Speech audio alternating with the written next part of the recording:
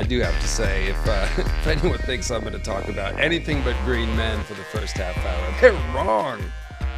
They would be wrong because I saw Carnunos. There he was. Yes, shades of Pan. People were like, "What? Why is Pan's Labyrinth in House of the Dragon?" I'm so confused. There's a lot to be confused about, but we're here to unconfuse you, or at least to talk about it. We'll promise that much. But welcome, friends. Welcome to the David Lightbringer Aftermath Thingy Doo Hickey with Greyways Tim and Girl Nettles. Hello. Say hello. Hi, Hey, everybody. everybody. I'm not We're sure what here. mumblage I'm just so came out of my excited. mouth, but we're here. So that's the point. And we did see Carnunos. We saw him peeking out behind the weirwood tree. And and we saw a blood raven. We did. We saw a few things. We saw our girl Daenerys with too much hair in the pyre. Let me just get this overlay going here, so that I love your there. Oh, headpiece, that's Dave. that's cozy.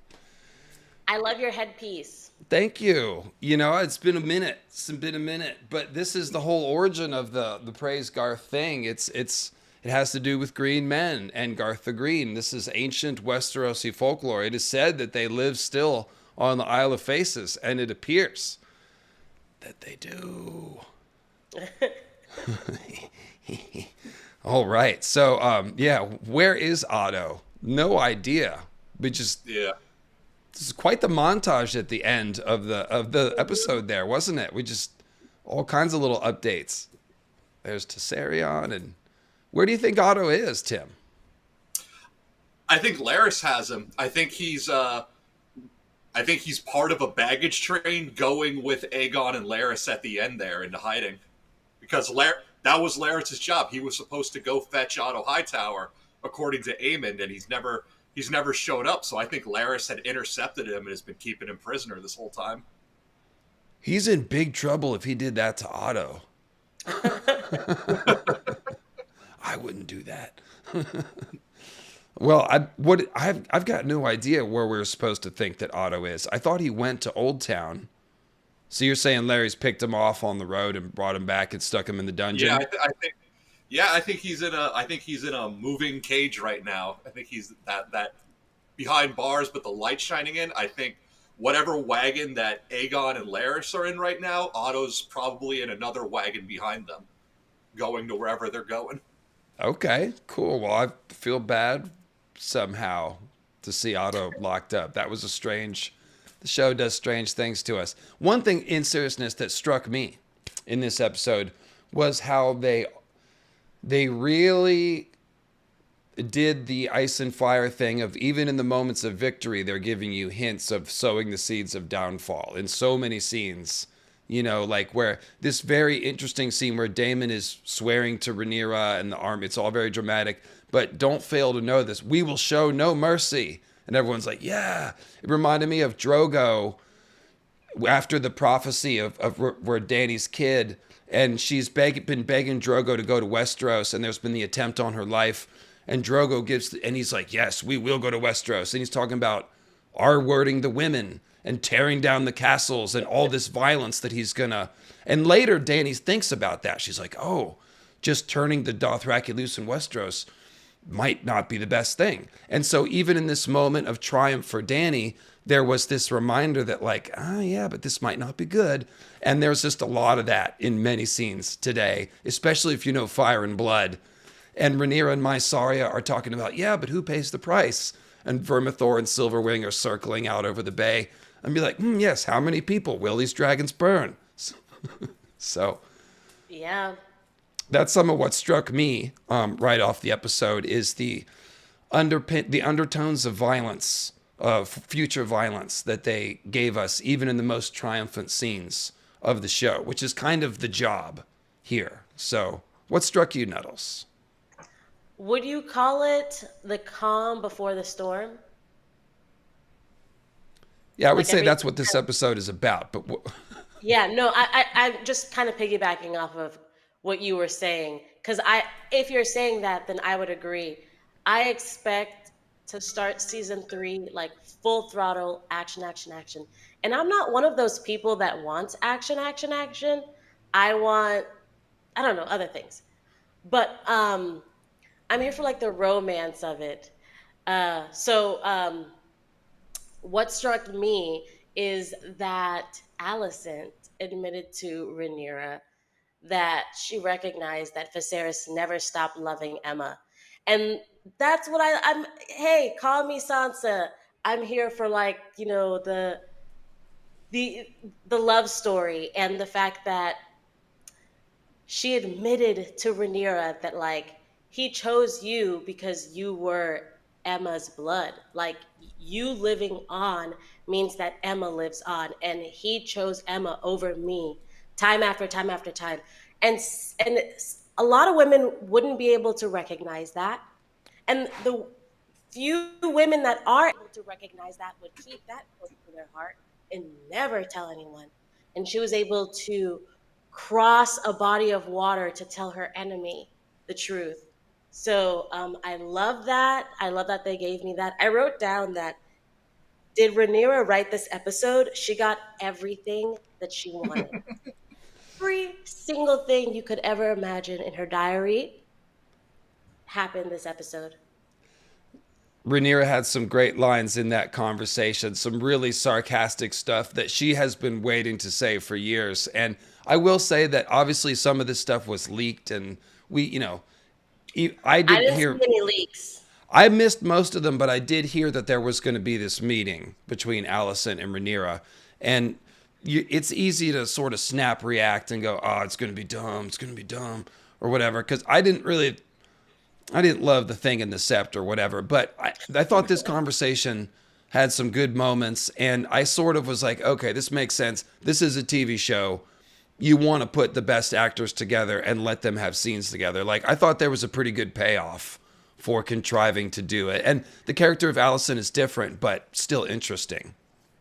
Yeah. And I also want to add that if Massaria wasn't there as like a romantic fling, that Rhaenyra would have taken Alicent into her bed at that meeting. There was so much tension.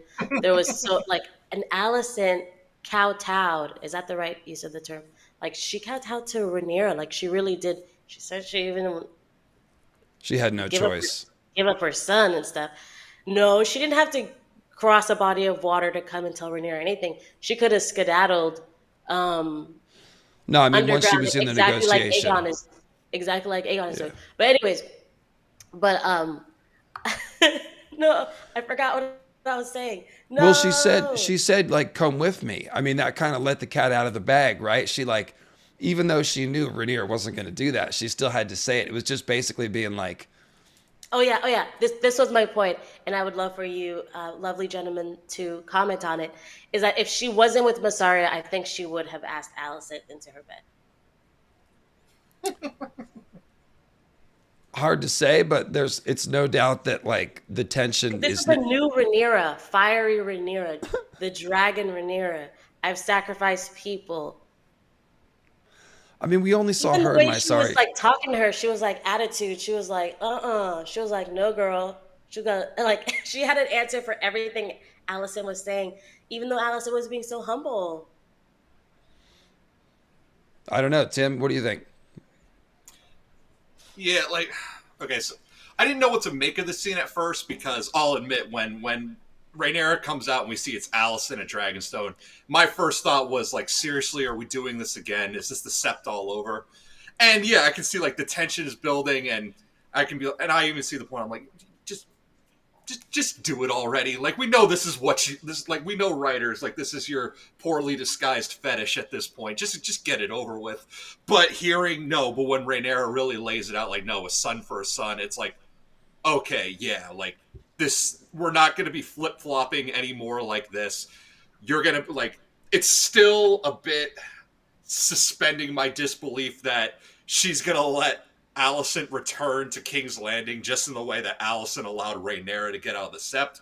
But it's like I really think they're hammering. Like, this is going to be the last This is going to be the last time these two face each other in this kind of way. Like I don't think we should be expecting any more one-on-ones between them after this.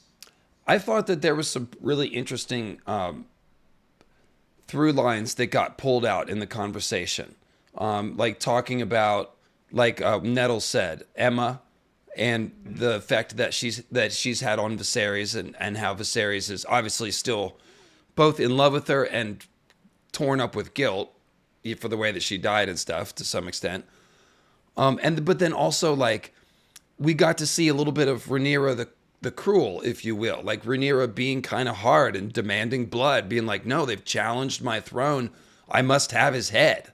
Like Yeah. that's kind of the book Rhaenyra that people have wanted to see, right? Like that's Yes. so.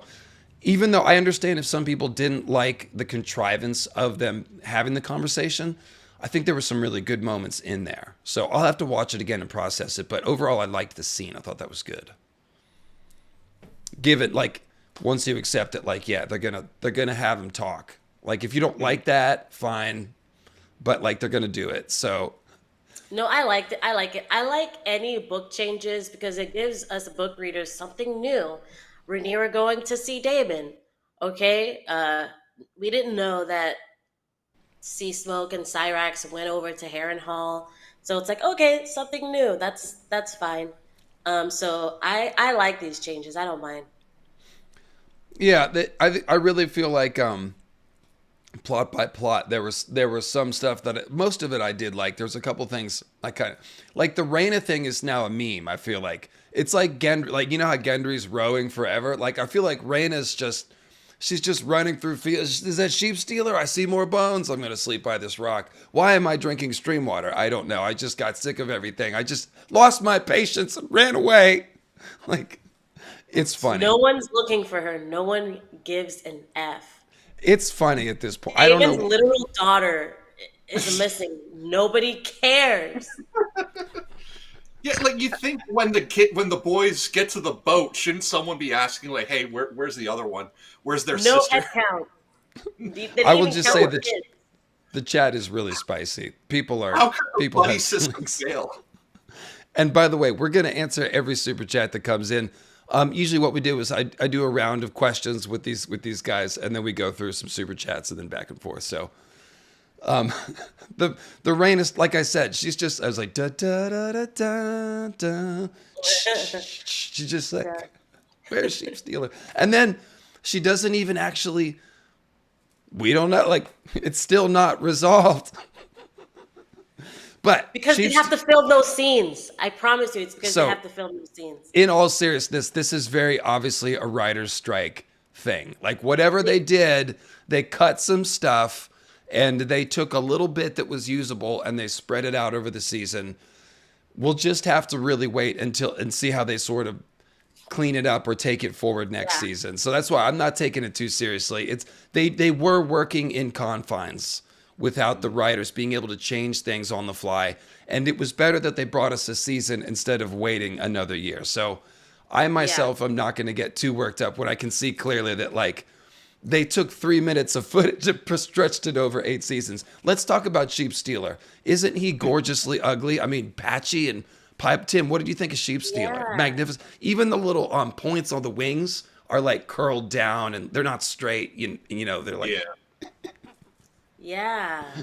I was like, Yeah. honestly, the thought that escaped my mouth is I'm like, that's what they're calling ugly? I liked it. I liked it. Yeah, I need to see him in a better angle, I guess. Um, I'm also still holding out. I know hope is wasted on the hopeless, but I'm still holding out hope that maybe we'll get a Nettles in season 3. I'm not until Rhaena's butt is firmly on the back of that dragon. I'm not saying she claimed it yet. she hasn't. She's Oh not my even close to gosh. claiming it. We see you can get right up to the nose and then it changes its mind and it'll do that. So it's yeah. Speaking of dragons, Aegon said that his dragon is dead. Roar? I am thinking that he thinks that it's dead and it's not. But Why wouldn't he know? Dragon Bond. because they're so far away, maybe. But yeah, I don't love it either.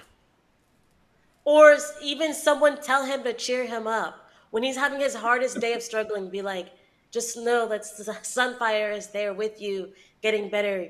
Do it for him. Like, Yeah. It's hard to get into that without talking spoilers. So, I, you know, I'm not without talking about getting a spoiler. I'm just saying I'm surprised that Sunfire, that he's saying that Sunfire is dead because I didn't see the dead dragon. I didn't see a severed head being paraded around. Like, we didn't see. So I assume that Sunfire's alive. Um, hmm. It's Okay, just, yeah, like I said, it's a hanging thread, but to talk about it anymore, we'd have to get into, spoiler territory. that's it. So Yeah. now, so there's What's my head is Tim. What struck you from the episode, or did I get an answer out of you, Girl Nuddles? Yeah. What did you say? yeah? Yeah, you Allison asked and her about Rhaenyra it. meeting. Okay. And who was the traitor that let Allison up into her quarters? She made it that far? No, no, no. I would have been woken up way before that. Like, what do you mean she made it? Who did she talk to that let her into the castle? This is crazy. Yeah, who's working the door tonight that she made it all the way up here? There's definitely some contrivances to this. She would have been on a boat screaming Yeah. across the void. It's Look, Allison! It's Allison! people can say I'm having bad takes all they want, but the Allison Rhaenyra stuff it's getting tedious at this point. Like, I wrap like it it. up. You need to wrap it up. I Well, like some it. people will be Have them cooking with that. longingly gazing into each other's eyes, thinking about what could have been and the road not taken. It's too late for that. Tim, let me give you a theory. Let me offer a theory.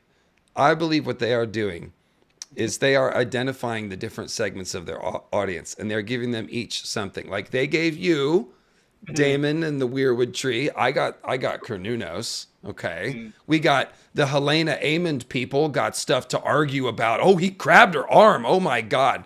Ink will be spilled over this. Okay. Like, and then, yeah, and the Allison Rhaenyra people, they've been fed as well. Everybody's getting fed.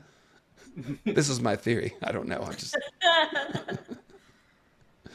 yeah, there's No. mud wrestling, gender ambiguous mud wrestling, and there's all kinds of things. I kind of like, I thought the mud wrestling was cheesy at first, but then I kind of won me over to it. I was like, yeah, you got to do messed up stuff. Pirates are weird. They're kind of crazy, and That's also yeah. Because if you're asking me what struck out to me this episode, it was you think I'm gonna go the Damon Greenseer route, but no, it's gay pirates.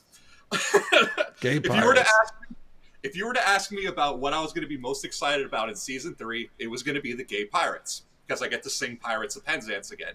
And that's because I didn't think we were going to see the Triarchy again until season 3. But we got one early. We got Admiral Shikaro Lohar. The actor playing him is a trans woman, but the character Lohar is a man, so I will refer to him with masculine pronouns. But yeah, we got Admiral Lohar, which I was not expecting. And then the mud wrestling and the little clips of like you really make it think like, is he coming on to Thailand? Is he then they make you think like, is this a woman pretending to be a man when he says like I want to have children by you, but then he's like, no, I want you to bang all my wives. This is what's a riddle now. How many wives does is it Shirako? Let me look up the. Yeah, look up the spelling if you would. But yeah, how many wives does I don't do Shirako Lohar associations. have? We don't know. It was confusing. Yeah, Shirako Lohar. Shirako Lohar. How many wives? Yeah. Yep. It was meant to be confusing. I think Thailand was confused. Timon, how many They kept calling- Tyrod? They kept calling him Tywin. Thailand.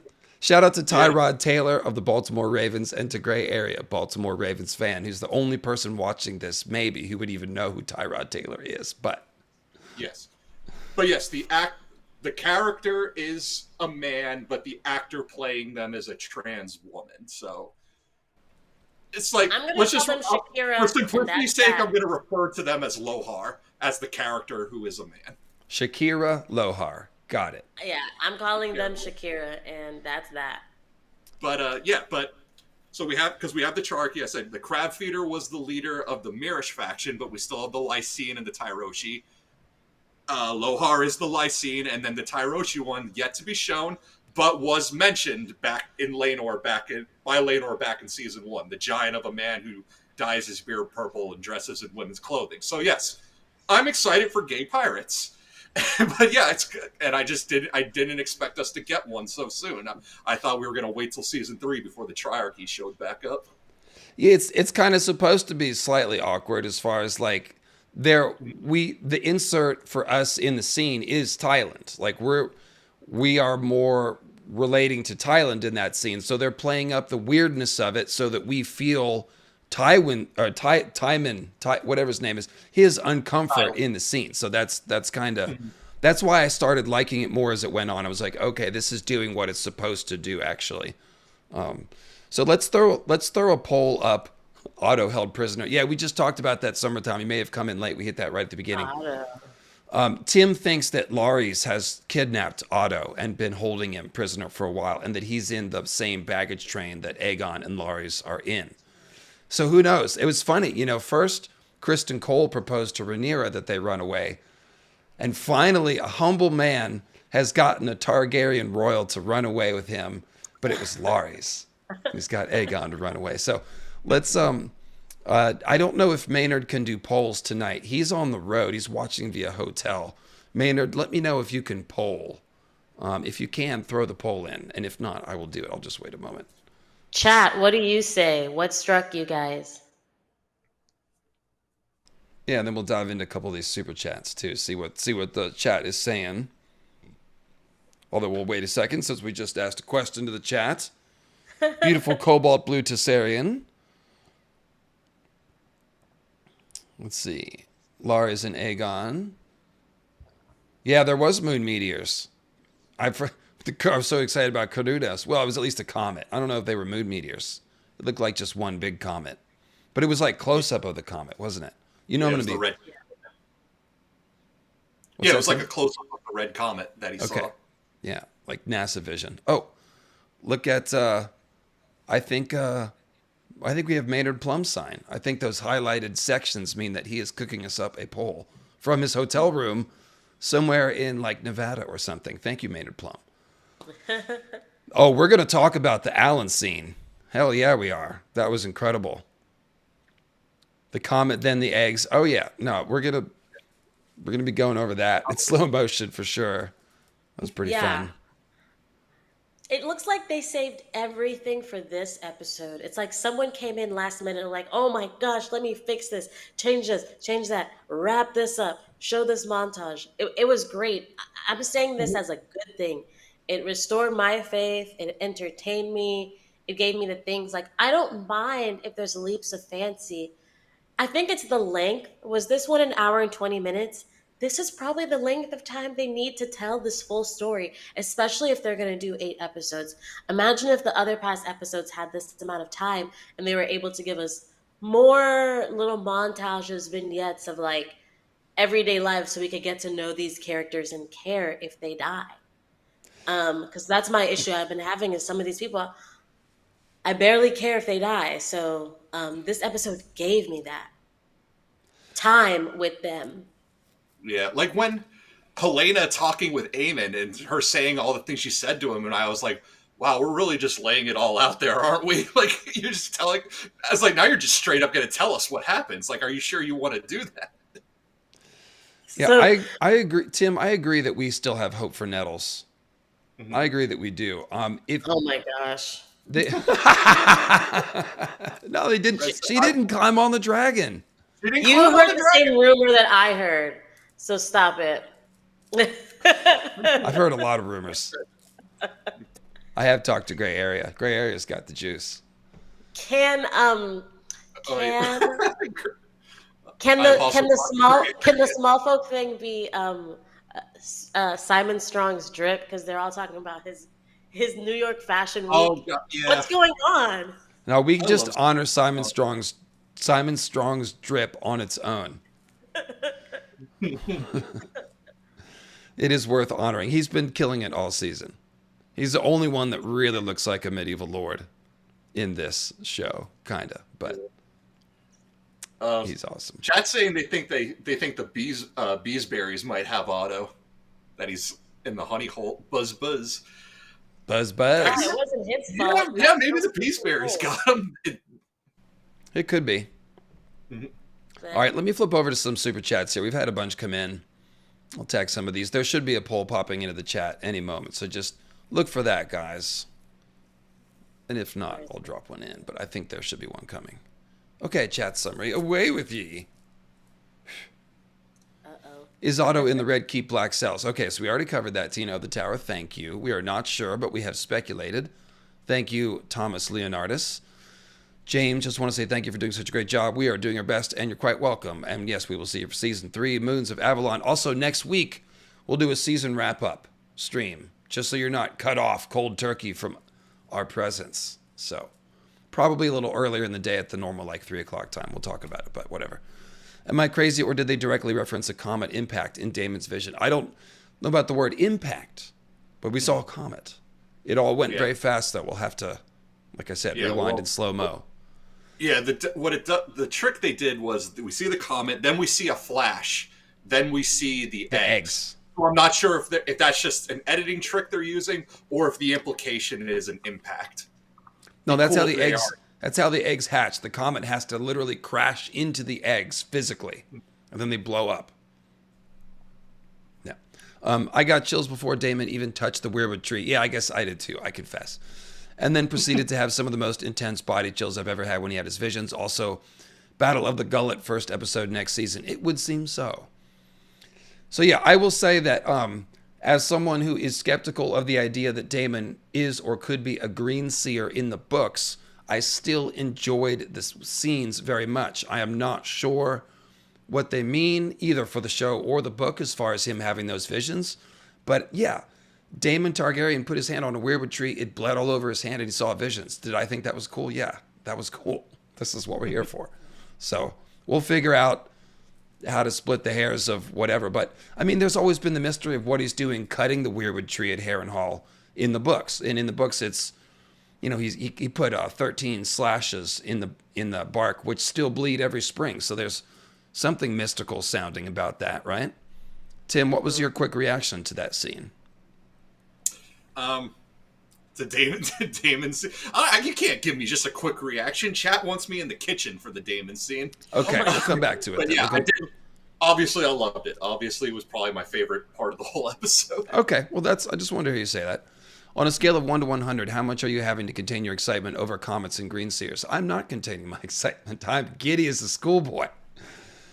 Anthony Dedamore, and we will expect there'll be Green Men content this week. I've got a Daenerys Azor High video already planned that will be coming this week. I will give you Green Men content very soon. That's for sure. People are going to be wondering why Pan's Labyrinth was in House of the Dragon. Nettles, I love you. Tim, I love you. Dave, I love you. Talk, make the week good. Keep doing the work. Y'all mean a lot to a lot of people. Praise Garth. I think there's been some praising Garth going on. Thank you, Anthony. The Tyrashi's beard was blue, yes. Justice for Dario's beard. Bloodraven learned about the long night like Daemon, and for the good of men left the Night's Watch to become the Three-Eyed Crow. Yeah, I mean, I think it's been an assumption that Bloodraven knows about all the stuff that we do. You know, Prince That Was Promised, the others, The Great Struggle. Of course, this is something we will come back to and talk when we let Tim cook on this. So thank you, Joshua. I can't believe it. No brand, but they showed Bloodraven. I was like, wow. You're right. They could have shown us an image of Bran, couldn't they have? They could have. I think because they wanted to tie it in because of the teaser for Dunk and Egg came out, so showing us Bloodraven, I think they wanted to have like a tie-in here. Because now I'm wondering, is that what Bloodraven's going to look like in the Dunk and Egg show? Yeah. Oh, he was younger looking. That young? He was Why younger. Was he that young in the tree? No. Didn't he go to the tree when he was an old man? Yes. Yeah. 70, I think. That's the question, though, is if Bran is contacted by Bloodraven when he's a kid, when is Bloodraven first contacted by whatever turned him on to all of this? Well, if we're talking about it, I mean, I think Bloodraven was probably taken to a weirwood cave, maybe like under the High Heart, and probably initiated as a green seer long before he ever joined the Watch and went north of the Wall. What do you think about that, Tim? Yeah, because this is things I've been talking about with Gray Area, and yes, I've already gotten my invite to be on Direwolf City. Try not to give us a whole essay, Tim. What do you think about Bloodraven being... Go ahead. Chat wants a whole essay from me on this. Well, there's lots of stuff to talk about. I'm just saying, do you think Bloodraven may have been initiated somewhere below the wall? Yeah. Yes. Wed Yes, to because the trees. What does it yeah, mean to be because wed to the trees? Well, like because the first time Bran sat on the throne, they gave him paste. That's the first time he went into the tree and saw out of the tree's eyes. So, do you think something like that happened? Because then they took Bran away from the throne to his sleeping chamber. He wasn't instantly root bound. It was just an initiation ceremony, and then he left. So, yeah, Tim. I think Bloodravens will have had plenty of opportunity growing up to have these initiations. Because he's going to have connections to Raventree Hall as a Blackwood. He's going to have connections to Harrenhal. He's going to have connections to White Walls, which we see in the Mystery Knight. Like, I think there's at least 3 places in the Riverlands with Weirwoods where Bloodraven has the opportunity to be turned on to the Weirwood net. And one of my cats is playing with the tripod. Damon, we're Start talking about the Weirwood net, and it gets a little wonky there. I think Damon doesn't want me revealing everything too early. But yeah, I think Bloodraven will have plenty cut the of feed. Cut the feed. Oh, this is great. This is a good stream. This is going well. So, we've got our chat up here. Alicent Rhaenyra meeting 31%. Pirates. Maynard Plum went with pirates. Stripped all the fun out of that. They're not gay pirates. They're flamboyant pirates. Just, the pirates we mean. Violent undertones, 6%. Thanks, guys. Thanks. Other, 42%. So what is this other? Is this all? Yeah. Our picks sucked. My choice especially. Simon's drip was other. Alan. Someone said Alan. There was a lot of things there was a lot to talk about. This episode was a lot of little things. So, yeah. You buried the lead. It was the dream. Yeah, I mean, yeah. Damon's Weirwood dream. I suppose. Whatever. It's a dumb question. We're going to strike it. Next year, we're not even going to answer it. What struck us? This dumb question. It's gone. No, it's gone. It was a bad idea. It's mine. Bad idea. Anyway. You're trying to avoid the whole Damon thing as much as you can, aren't you? No, I'm not. Talk about it. It's fine. I'm just going to go get Cleo for a second. No. Let me get some more super chats, Tim, and then we'll friggin' talk about it. It is what it is. We saw Carnunos. I can't be mad. I told you. Tim, I did think of you. As soon as Damon touched the tree, I'm like, ooh, Tim's going to have a field day. Tim's lucky I let him on this feed at all. No, I'm kidding. Do you think the guy we saw as Bloodraven could play him on the Dunk and Egg show? That would be clever planning, Sam Rosenberg. This is the kind of thing that HBO is capable of, is thinking about 2 series at one time and going, Yeah, so this could well be. We'll have to go and take a look at it. Perhaps the rumor is already confirmed somewhere out there on the internet. I do not know. Look for Alec, a.k.a. King of the North. The return of piano to the soundtrack was noticeable. First time since Light of the Seven. Only time since. They should have had 10 episodes in the season because this was a real wick burner. Yeah, well, again, it's writer strike stuff. I think the choice was an 8-episode season now, or just we would have had to wait longer, and it had been 2 years as it was. So we all agree that we wanted more, but I think this was a decent way to wrap it up given the circumstances. Cole asked Rhaenyra to leave with him too. Yeah, so we both noticed the same parallel. Right, so, okay, you're talking about Alicent asking Rhaenyra to leave. I meant Laurie's asking Aegon to leave, but you're right. You're right. Sam Rosenberg, when Rhaenyra gets to King's Landing and discovers that Aegon has fled, she's going to interpret that as Alicent having gone back on the deal. Yes, she will. That's very smart. Very, very good observation. Yeah, that does make sense. This was definitely a writer's strike season. And when you keep that in mind, I think they did pretty well. I mean, that's some serious constraints to have to work with. So, Hot D, more like hot mess, because this season was whack, Takeout Spice says. Well, hey, look, we're here for you to sound off with your opinions. So as long as there's not too many F-bombs, We'll try to cover. There's a couple things I didn't like. We'll get there. I so hoped for a conclusion to Reina versus Nettles. Da, da, da, da, da, da. Sheep Stealers at you. No. I had my fingers crossed that Nettles would be on Sheep Stealer's back. Somebody in the chat said Nettles is in Sheep Stealer's belly. I lolled. When Reina caught up to it, my girl, the design was awesome. Hey, look, we don't know yet, okay? We don't know yet. I'm gonna be saying this for the next year and a half. Nettles? Da, da, da. I'm gonna be looking for Nettles like Reina looking for Sheep Stealer. I'm so angry. They should have had her now. Yeah, you're right. Now we have 2 more years of going back and forth about whether we have Nettles or not. I wish that was resolved. I said I'm just gonna ignore everyone. Like we'll know in season 3 for sure what they're gonna do. It's I good find it video all fodder. funny. What do you mean? What's that? It's good video fodder. Mm. Embrace it. I made my video. Where's Nettles? Where's Nettles Part 2 coming up? Damon's Ladies Part 4 coming up. Dragons Ranked updated coming up. Yeah. Moons of Avalon. Who's the real Danny this time? Again. Crazy. Sathorios Part 2 coming soon. No, in seriousness, I do have a lot of cool videos coming. The Danny Azor Ahai will be the first of 3. So John Azor Ahai and Euron Azor Ahai. Yeah, that's right. And Origins of Old Town, 90 minutes on ancient Dawn Age Old Town. Gray Area has a more modern history and plotting of Old Town video coming after the season 2. So lots of Old Town content. Tim, what do you got coming up on your channel, buddy?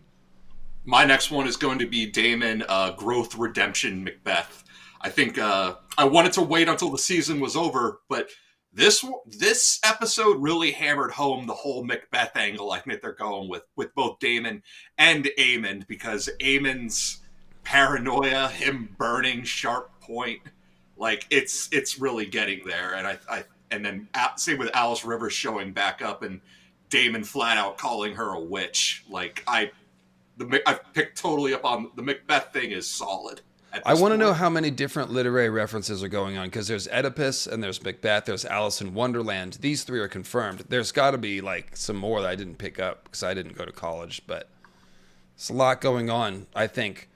Now that we can see the whole season, I think I might want to watch back like all the Damon Harrenhal scenes end to end and like just think about them. Because every week I sort of did this thing where I was like, this is interesting. Let's see where it's going and see where it's going. And now that we're here, I think we need to look back on all of it. But so Tim will be working on that. Nettles, what do you have coming up in the off season? I am working on the life and times of Mouse, just doing a deep dive into Mouse, who she was. So that'll be out this week. And then I'll start back up with my debates, where I cross into different timelines, Dunk and Egg, the main book series, of course, everything that's in the world of Ice and Fire, and just kind of comparing people and exercising our debate skills. So when you say Mouse, you're talking about Marilda of Hull, correct? The mother of Yes. Adam and Alan? Yes. What do you think of that scene with Alan and Corlys? I feel like we've been waiting to see what the deal is with Corlys's like second family this whole season. And then Alan was all like, oh, would you like to know? I've been holding this in my whole life. Habla! And then he let it loose. Yeah.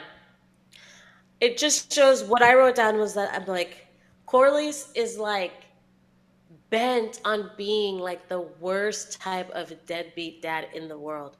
Like other dads, even in this medieval time period or whatever you want to call it, they would have walked past them and been like, oh, son, let me teach you a lesson on giving to the poor.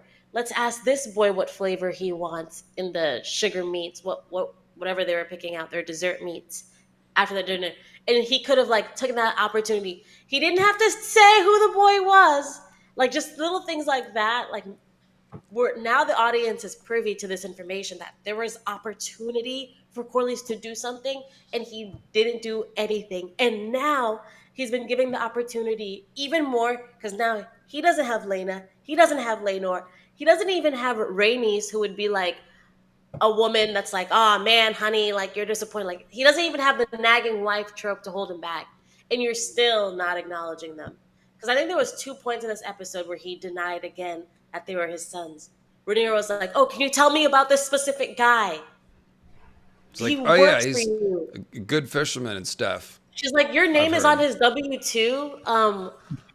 Can you tell me about his work performance, please?" And he's like, "Who? I never heard of him. I don't know. Who's that guy? What dragon? What's going on?" It's like, Corlys, at what point can you just be like, chip off the old block? That's my son. That's it. That's all you have to say. So I think what they're showing here is like it has to do with atonement and like processing and stuff. Okay, so like Corliss wants to. He thinks that because he's never shown these boys attention, that if he drops in and starts giving them a little attention, that they'll be grateful. And we saw Alan sort of be like, "Oh, you want to remind me to be grateful, huh?" Okay, and so but Corliss is very oblivious to the fact that these kids grew up fatherless and what that must have cost them. So I do think Alan and Corliss can begin to form a relationship, but Corliss has to process what he has done and what he, as an absentee father, the mark that he has left. And I think given some time to process that, if he were to come back and show some humility to Alan, we might be getting somewhere. But this was a long time in coming for Alan.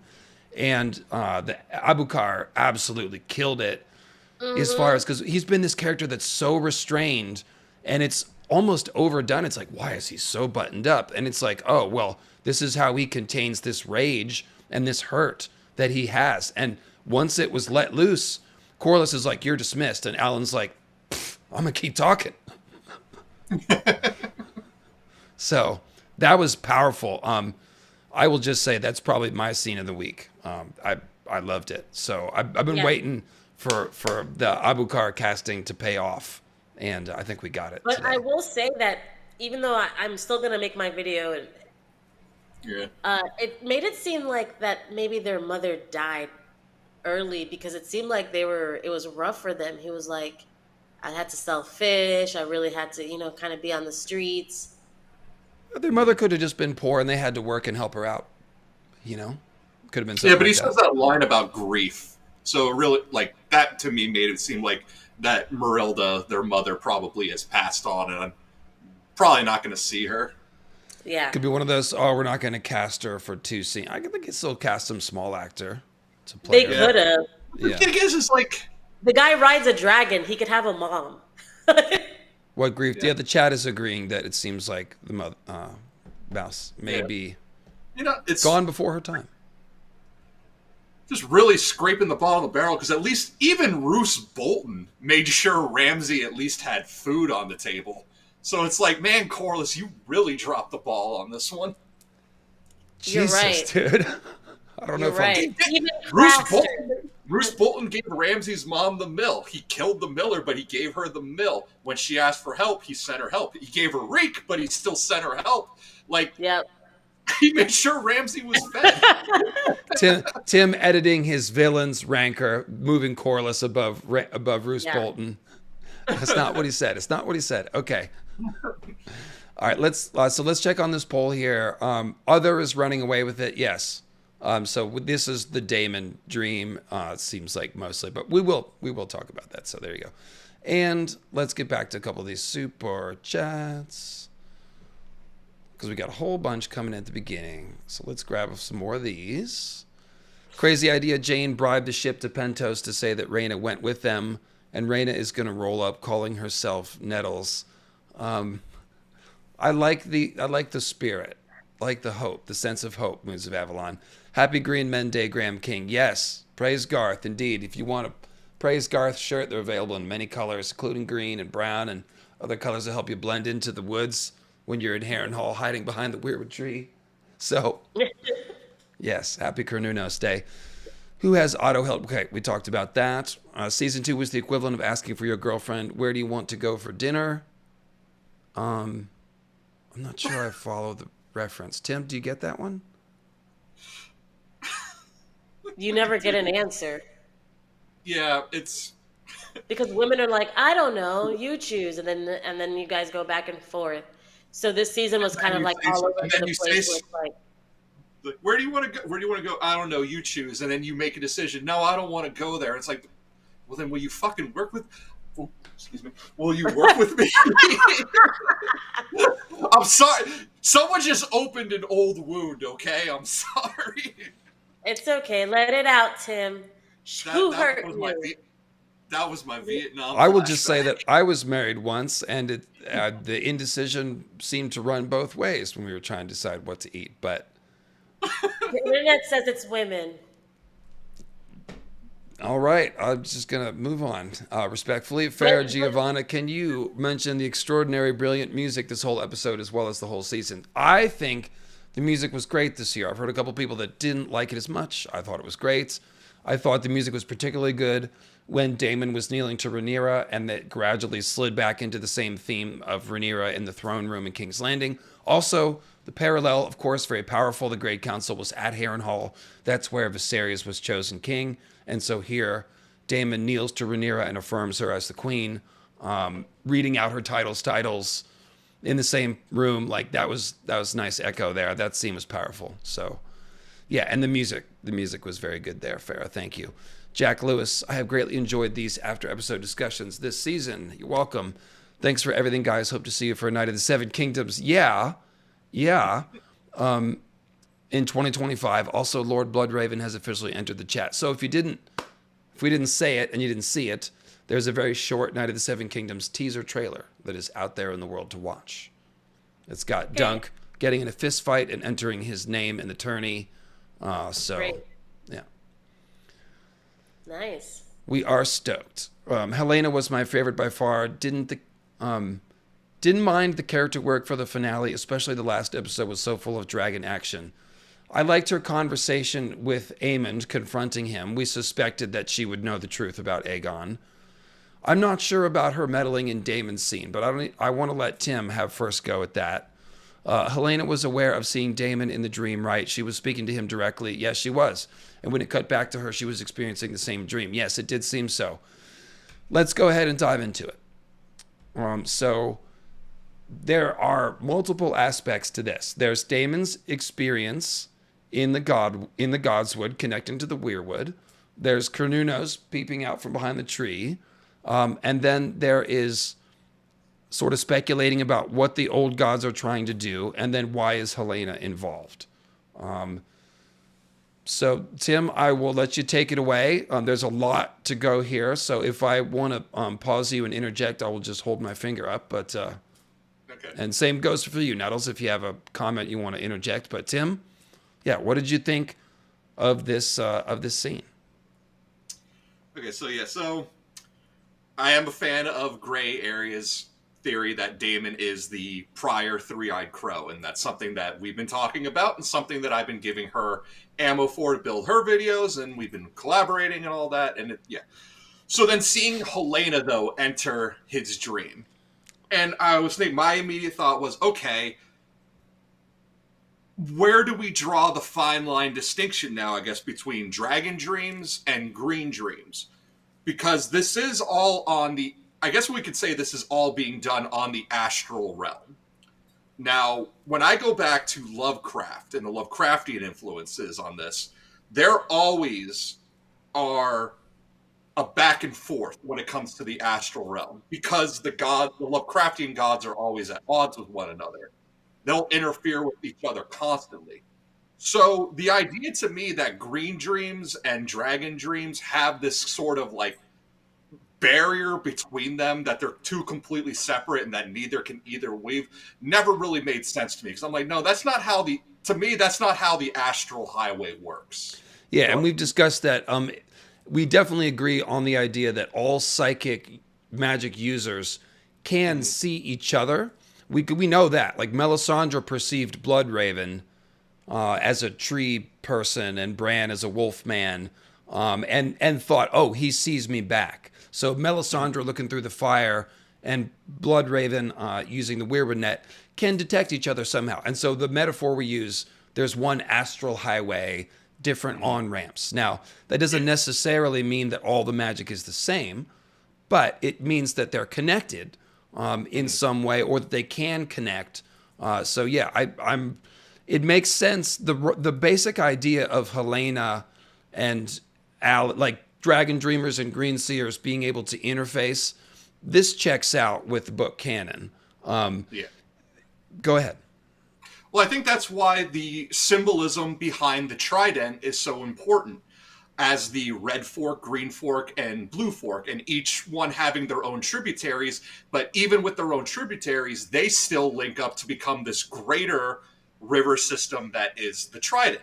And that's why the all the houses that have trident symbolism, like Strong and like Massey, which is where Damon would get his first man blood from. Again, 2 generations of incest means that Damon still has a fair amount of Massey blood, and them using the colors of the trident, red, blue, and green, which also corresponds to our 3 types of magic: green seer magic, fire magic, and ice magic. And then, of course, there's also water magic from Roy and R, but I'd throw that Three into most the important to the story kinds. Yeah. yeah, yeah. And again, the Triskelion having so many different triple meanings. So that's why I think like the trident is such an important system, because the trident is like the astral highway, and the forks are like 3 different types of on ramps. They all have their own tributaries, and they all have their own separate distinctions as green, red, and blue fork. But eventually, they all link up back together, and you can traverse down one to get to another, go back, and then go to the other. They always connect. So, Dragon Dreams linking up with Green Dreams, linking up with possibly whatever the others see when in their minds. Like, I do think like it doesn't seem too out of the park for this to be possible, that Helena could eventually pass Damon on the astral highway and see him like that, and that their dream, that she might appear in his dream. What is interesting, if I could just real quickly to tie this sort of thing up, I think what it is like the different kinds of dreams are the different on ramps. So like Targaryens have dragon dreams, which I've speculated are being mediated through the dragons, coming through the dragons or being channeled through the dragons. Green seers have dreams that seem to come from the trees, and even people that are just skin changers, their first psychic dreams they're seeing through the wolf's eyes. Like John, before he even consciously skin changes Ghost, his first experience is in a dream, slipping into Ghost's vision. So yeah, and we have to assume the others can probably use ice magic to see the future or spy on people. Check out my Ice Spiders video. I think it's directly spelled out that they can spy on people through the weirwood trees. So, yeah, I think, again, the differences are more the on-ramps, but the idea that they can all see each other is very solid in book and show canon now, because we're talking about both here at once, kind of.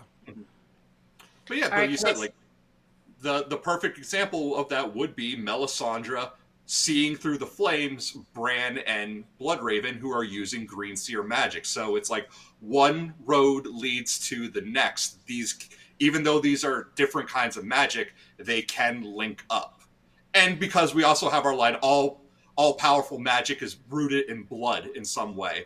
For the Targaryens, it's blood and fire, but for the Green Seer magic, and I guess what we could assume from the ice magic, especially when, you know, White Walker, go back to the original show, White Walker babies, whatever's happening with Craster's kids, blood seems to be the real big one between all 3. And then it's the blood is like the power, I think, that powers it all. Nettles, you had something you wanted to say.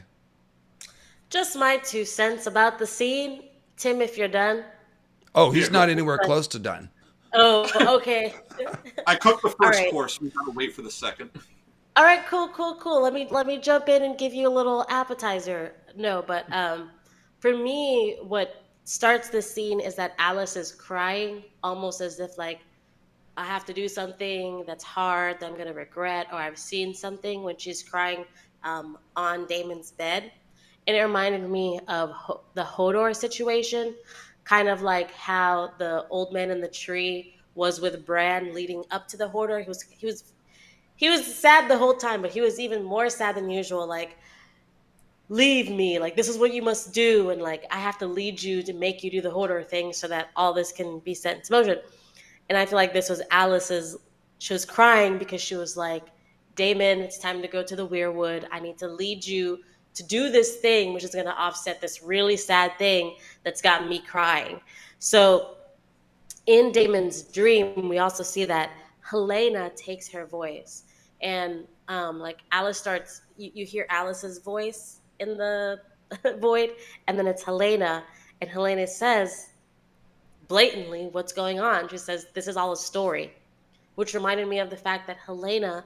There's a theory that Helena is the one that's weaving the tapestry in the beginning. That the cloth that we see is her, and so that's a metaphor for like her being like a Nares type of figure that's She's like kind of narrating it, isn't she? narrating it Yeah. like Sam was in a book. She's doing that through the tapestry, which might show that the tapestries might hold magic. These things might be magic carpets that could fly. Has anyone Oh, tried to ride the tapestries? Whole new Anyways, would that world. Damon, would that be? huh? Sorry, Go, I mean go, that just go. made me. I Because wrote it down so I Helena, won't get lost. Go ahead. no, I'm sorry. Just Helena weaving the idea of Helena weaving the tapestry made me think of the Norns weaving the tapestry of fate. Because don't they have that thread that runs through? Absolutely. That's. I thought I.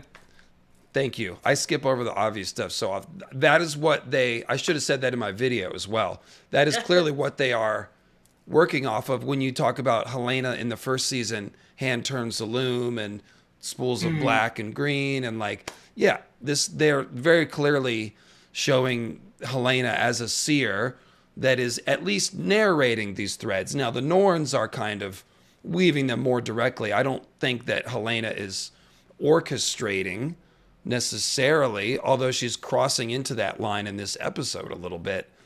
Yeah. Who's like, what possessed her to talk to Damon like that? It's just maybe did she have a dream sending and like feel like that's what she had to do or what? So for me, I put that Damon and Aemon are linked. So that's why she was talking to Aemon. She was finishing her conversation with Damon at the same time Aemon walks, and she's able to have the same conversation with him because they're linked.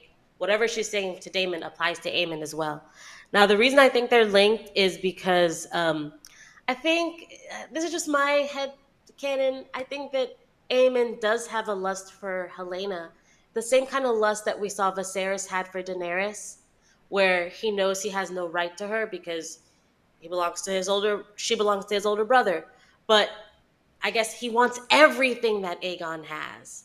So he wants Helena in that way, whether it's whatever psychoanalysis you want to make about that. But because because of Aemon's connection with Helena, that's what links it to Daemon, who's the other side of Aemon that we've been seeing. We saw Aemon in Daemon's dream. Why is Daemon dreaming of Aemon? He still hasn't dreamt of Rhea Royce, but he's over here Because he's dreaming not of guilty Aemon. about that. And then I know. And then we see Aemon. The first thing he says to his mother, his sex worker mother, is, "Oh, Damon thinks about me. Damon, Uncle Damon." Like so, they're definitely showing us that they're the same sides of the coin. But I think it's a magical link. Like maybe they weren't supposed to be born at the same time or something like that type of mystical woo. But So yeah, I took that's I what I took think. Aemon's appearance in Daemon's dream to mean that like because of this war, Daemon is failing his family. He's not around to raise his logical sort of successor in this upholding of Targaryen culture. Instead, they're at war with each other. But there are obviously a lot of parallels between those guys. Tim, Yeah. let's get back to where were you? Oh, well, we were talking about Helena appearing in Damon's dream. Now, yeah, like I don't see Helena. I like the idea that Helena's the one weaving the tapestry, but like Dave said, I don't think Helena's one who's like weaving the fate. That though would be Alice Rivers. Alice Rivers seems to be the one really weaving the fate. That's why she's taking Damon down this road. But that goes back to Macbeth. Alice Rivers is standing in for the Wayward sisters. Wayward, Weirwood, like connection, like it's very much right there. And so that's why it's going to be interesting for me to see how I guess I really can't say for seeing what.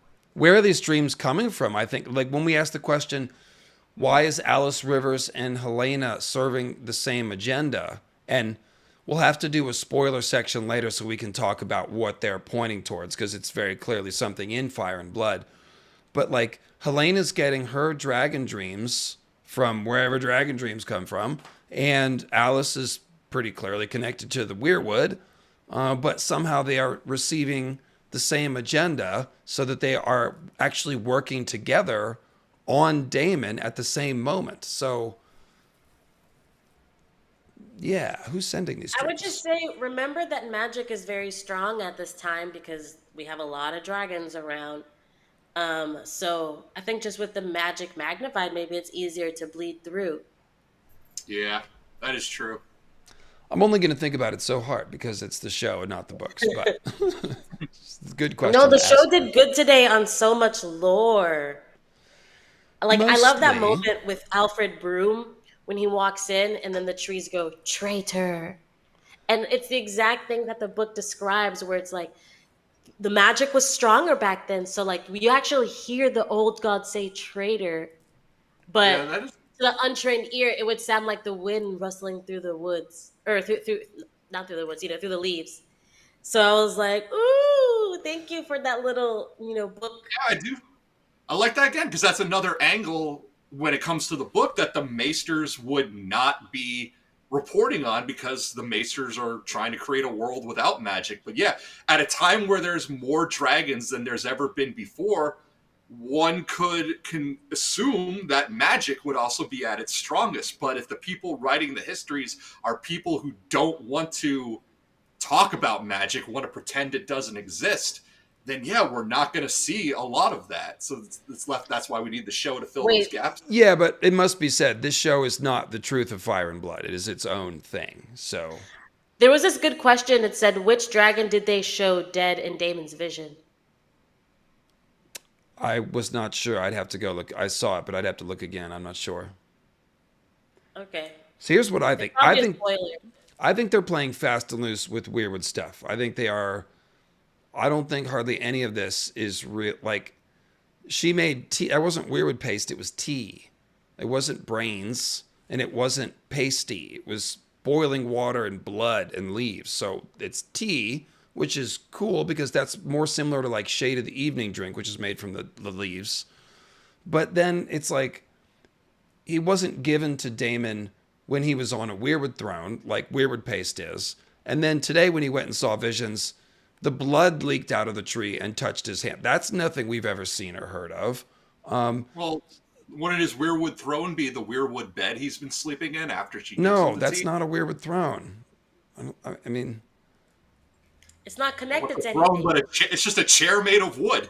So, I guess. I mean, if the roots, I guess it could be if the roots going all through the castle are active, but that's also not in the books that the roots are going through the castle. Like, so this is what I mean. Is like they're playing fast and loose with this stuff. I think they're doing a pretty good job. I don't hate it at all. I think it makes internal sense. I think Ryan is better at freelancing than Dave and Dan were, a lot. So I like it. I'm just not sure how much any of this has to do with the books. I will just say. But with that noted, Tim, what else do we got on the scene? I mean, Aegon sitting on a wooden chair is not a Weirwood reference. That is actually a reference to a future event that we really can't spoil. But it's yeah. basically just it's more foreshadowing. Go ahead, Tim. Also, I'm just- sorry, I just want to say Yeah, real go, quick. go. Sean MacArthur said it was Caraxes that was dead. Yeah, I didn't That was see. the I dead couldn't say. dragon. Because In the the very after he's walking past the dead dragon and the dead bodies, that's when he steps, and then we see him sinking, and it seems like he's drowning, but he's not completely dead because there's still air bubbles. I forgot about. I didn't think about that. We see him. You're gonna die in this place. Yeah. He almost had a Hodor moment where it's like, did he just see his own death? Like, I don't know what to make of that because it cuts real quick. But I guess technically he didn't see his own death because there's still air bubbles. So he's not. I'm not dead yet. So I'm Sean happy. Hero with a Thousand Faces says that Odysseus's bed is built into a great tree. So there's more mythical stuff to look up. Yeah. Okay, go ahead, Tim. What else we got on this vision? Um, It's tough. There's a lot of spoiler stuff to talk about. I know that's why I'm like trying to tiptoe through the window around it. I'm just wondering how, because at this point, how much of this stuff still has Gurm's seal of approval on it? Because we know that Damon is his favorite character. So if he wanted, if this is George saying, if George says like, no, this is where I wanted to go, he was a green seer. I don't. That's up for George to say, but I don't know. He's been kind of snarky in his latest blog post, so I really don't know anymore. Yeah, and like I said, it's not clear because he didn't really do what Bran did, but he kind of did. Like Bran sits in a weirwood throne. He's given the weirwood paste, and then he sees through the tree. And then later, he has another series of visions when he's in his bed. In the show, it was similar, except for that after he leaves the cave, he can then touch the weirwood tree and have visions. But he's already had that ceremony. So with Damon, it kind of was like a Bran thing. He put his hand on the tree. But like I said, then there was the blood, which we haven't seen before. But then his series of visions was very like Bran's Weirwood trip, where he sees a series of visions. Like it seemed like a Weirwood Green Seer montage. So But it seemed more cohesive and in order. It sort of told the story better, which, like I said, could just be that the magic is stronger back then, so it works better even for a first timer like Damon. Yeah. yeah, Like I like said, I said, in the end, I say that I liked it. I think it worked for the show.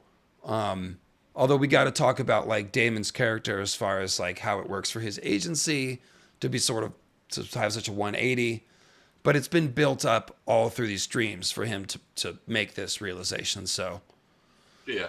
Like I said, I like the theory that Damon is the precursor to the three-eyed crow before Bloodraven, because somebody's got to turn Bloodraven onto this. But there's really no way to talk about that without talking about Damon's end story. So that's just going to have to wait till next week. well, let's come back to this later in the stream when we can give a spoiler warning and do some other scenes.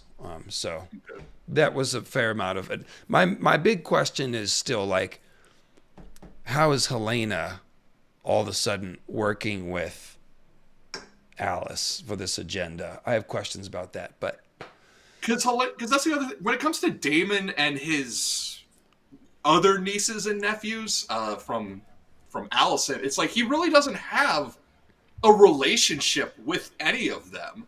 Like we've talked I about, know. Aemon is trying to be like Damon, but Aemon doesn't really know Damon.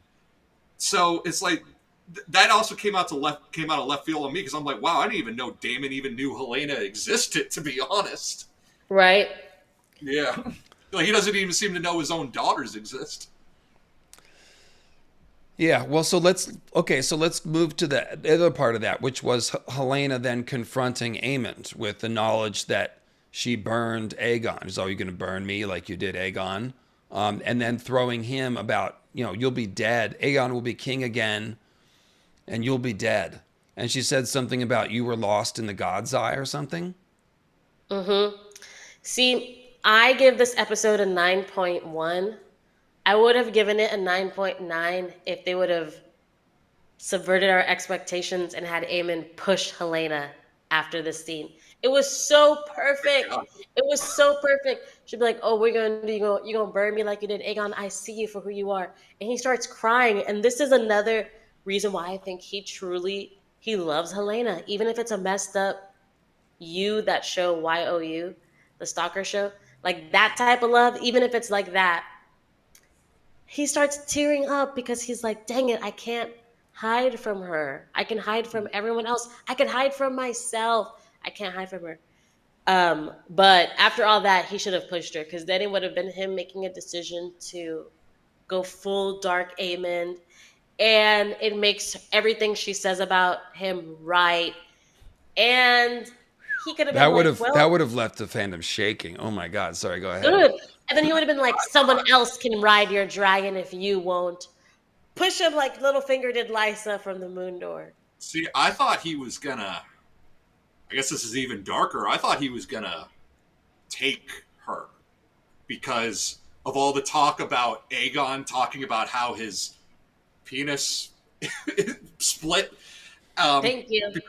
Because we got Sir Rickard Thorne, we got one of the ingredients for Bitterbridge, but we're missing the second.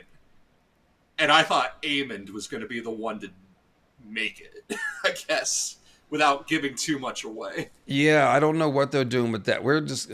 There's a lot of they spoiled stuff in this episode. They said themselves what's going to happen. Oh, another parallel between Aemon and Daemon this episode is now they're the only ones that got their death revealed to them. And they didn't ask for it. They were minding their own business. And these witch women came and told them how they're going to die. Well, we'll talk about it. We'll come back to it and talk. Yeah, Why is everyone saying season 3 will be in 2 years? Is that confirmed or speculation? I've not seen anyone say that. P.S. Calling season 3 opening with Nettles saving Rhaena. Haha. Love it. I thought it was that it was going to be 2 years. Because it's every other year. Next year is Dunk and Egg. And then the year after is going to be House of the Dragon. I've not heard that. No, it would only took 2 years because of the writer's strike was what I was aware of. I would expect the next House of the Dragon to come in more like a year and a half, like next spring instead of next summer. We will see. But we'll see. Yeah. I mean, if they want to make, because we're getting Dunk and Egg in 2025, so if they want to set it up where every other year you get something that's like, okay, no House of the Dragon this year, but here's Dunk and Egg to tide you over, and then next year back But to Dunk and House. Egg doesn't need 2 years between seasons. They don't have to do That's just CGI what they dragons. said. Yeah, they don't have to do the CGI dragon. When did they say that though? It's just been listen. I don't think didn't they do said any that. I research. think it's just people saying that. Like just Okay. yeah. It just made sense to me because it said at the teaser it says coming in 2025. Like we'll have to see when in 2025, but there's no reason that Dunk and Egg especially, there's no reason to take more than a year. And with House of the Dragon, they don't need 2 years if there's not a strike. That's what I will say. But what they choose to do, who knows? Did we notice that Ulf was the only one wearing a cape of the dragon seeds? Do we think he was mocking Jace? Yes, Ulf was mocking everyone, and he's very much enjoying his new position, isn't he? It comes. Yeah, in I don't strong. like Ulf anymore. No. Yeah, he's wearing out his welcome real quick. Yeah, last week I said that I'm like Ulf. I'm like, I am not like Ulf because I know when I do one joke too many. I've learned. Let's do a poll, actually. Now I'm cheering on Jace. I'm like, Jace, put him in his place. And Jace was trying to do a good impression of Daemon, like making his presence like, I'm big tough man. But it wasn't working because Ulf has a dragon and Ulf is bonded to Silverwing. He said, we're not scared of anything. When we know Ulf is scared of everything, or he was before he had a dragon. Yeah, that's like that. Like, who needs courage when you have a gun? Like, that's what Ulf is doing right now. Because now that he has a dragon. Yeah, Ulf, more like Oaf. Boom. Yeah. Well, should Rhaenyra have Ulf arrested? Yes, 77%. Y'all are mean. You see what I'm doing with this question, Nettles? Yeah. I mean, I voted yes, but y'all are mean. I mean, I voted yes, but all right. He Well, can be taught. this will continue to be a topic of conversation moving forward. How much can we trust these new Dragon Riders? I love Rhaenyra. Like, I did do this, but now that I have done this, I am questioning it. Yeah, buyer's remorse. But she It's real loves talk, Adam. though. Be more concerned if she had no concerns. So, Yeah. all right, what was this episode about? Nettles, you said the calm before the storm. Do you have a more detailed answer, or do you want to go with that? No. I have this quote here from Helena. It says, I was happier before I was queen. Oh, said to Alicent, too. Yeah. She was like, basically saying, like, not only are you a terrible mom, But everything you think that you did for us, I don't want it. I was happier before. Like, ooh, Allison just keeps getting slapped, and I love it. But no, I think that could apply to everyone that they were happier before they got the thing that they wanted. Okay, Damon, you have this war. Damon's been wanting this war since the Council of 101 when he was already gathering troops to go defend his brother, and he never got to fight in that regard. And so now here is everything he did in the stepstones. That was like little hors d'oeuvres. Now here you are, the fight that you wanted, and you spent the whole season at Harrenhal at a bed and breakfast. You, everyone else was fighting. Rhaenys fighting and dying in your place, Damon. But to your Ab- point about the calm before the storm, Nettles, those armies are now within sight of each other. The Lannister army can see Harrenhal. Daemon's army is ready to go. So we're about to have a fish feed or something, aren't we? I think Damon was happier before he got, yeah, fish feed. I think we saw that in his vision. But I think he was happier before he got this war. Maybe that's what all his dreams are about, reminiscing back to times that he took for granted. I like the Hey, idea that, sorry, I was saying, I like the idea that Daemon's had war blue balls for 30 years. That makes sense. That checks out. he has, yes. What do you think, Except Tim? Rhaenyra. Rhaenyra is the only one who's happy. Everyone else was happier before, but now Rhaenyra's happier after she got the thing that she wanted. Now that these men have bowed again, now that she got her girlfriend, she got her man, she got her kids in line, she has dragon riders, everything stacked up. So she's in a better position. But everyone else, even Jace is like, I liked it when my brother was alive and we were the only brown haired dragon riders, bastard or dragon riders. But yeah, fine, put calm before the storm. Or Tim, what's whatever you yours? want. No, that's good. That's good. Tim, what was this episode about? I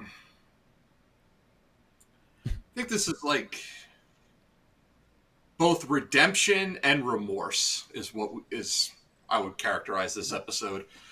Damon's this I've said like I think this was supposed to be a redemption arc for Damon, which is the big ending when Rhaenyra asks like when Damon presents the Riverland army and he's like and they're all sworn to me and then Rhaenyra asks and who are you sworn to?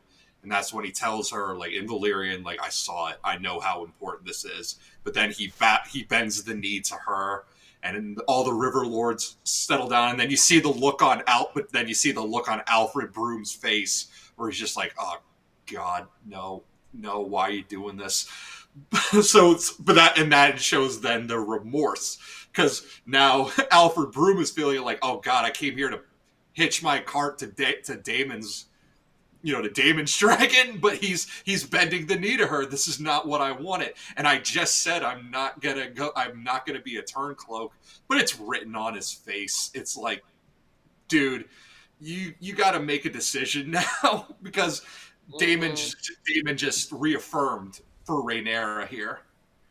But then So, I was gonna say the flip side of that though is then Aemon, and Aemon is like regressing, burning Sharp Point, trying to force Helena into war, and it's like Aemon making all of the crazy paranoia mistakes. Yeah. Who's his ally? He's He driven really doesn't. everyone away. Mm-hmm. He's Yeah, because driven everyone away. Laris is going behind his back. Allison is going behind his back. Helena does not have his back at all. Helena's calling him out for what he really is. So again, like there's that Macbeth angle. It's like when you're getting backed into a corner there. so I would say that to piggyback on what you're saying, Tim, and to give my own answer, this episode was about the disintegration of Team Green. That's what I would say. It disintegrated in every way. The king left the throne, was secreted away by someone that we should not trust, who may have Otto in a box. We don't know. Alicent sold out her son and her side to Rhaenyra, trying to spare Helena in the process. We see Aemond trying to force. I put in my notes, Aemond, a worse salesman even than Jon Snow, who was very bad at selling his plans to the other Night's Watchmen. Aemond, even worse, just marches in, grabs Helena like, that's not how you get what you want, bro. So there was a complete disintegration of Team Green. And then we see Helena participating with Alice to shape the destiny and then turning to Aemond saying, you're going to die soon. So, like, Team Green has completely turned on itself. Kristen Cole and Gwaine. Gwaine pulled the sword on Kristen and leveled the accusation, only to be met with the bleakest shit ever that we have heard from Kristen Cole. It shook Gwaine so badly he just sheathed his sword and sat down. Next to him. Yes. He's like, damn, dude. I don't know You who's want seen a Aqua Teen sandwich? Hunger Force, but there's two action dolls, and one of them talks the other Time into Harry? what? Happy Time Harry? Yes. I don't know why I have these goggles. The one Commenced doll, adrenaline. the one doll is telling the other one how stupid he is. I'm not even Yeah. going to try to paraphrase it, but yes, this What did you think of Kristen's men? The men while this conversation was going on. they were just watching like, oh, the shit's going down, and then they saw It seemed like Gwaine. they knew.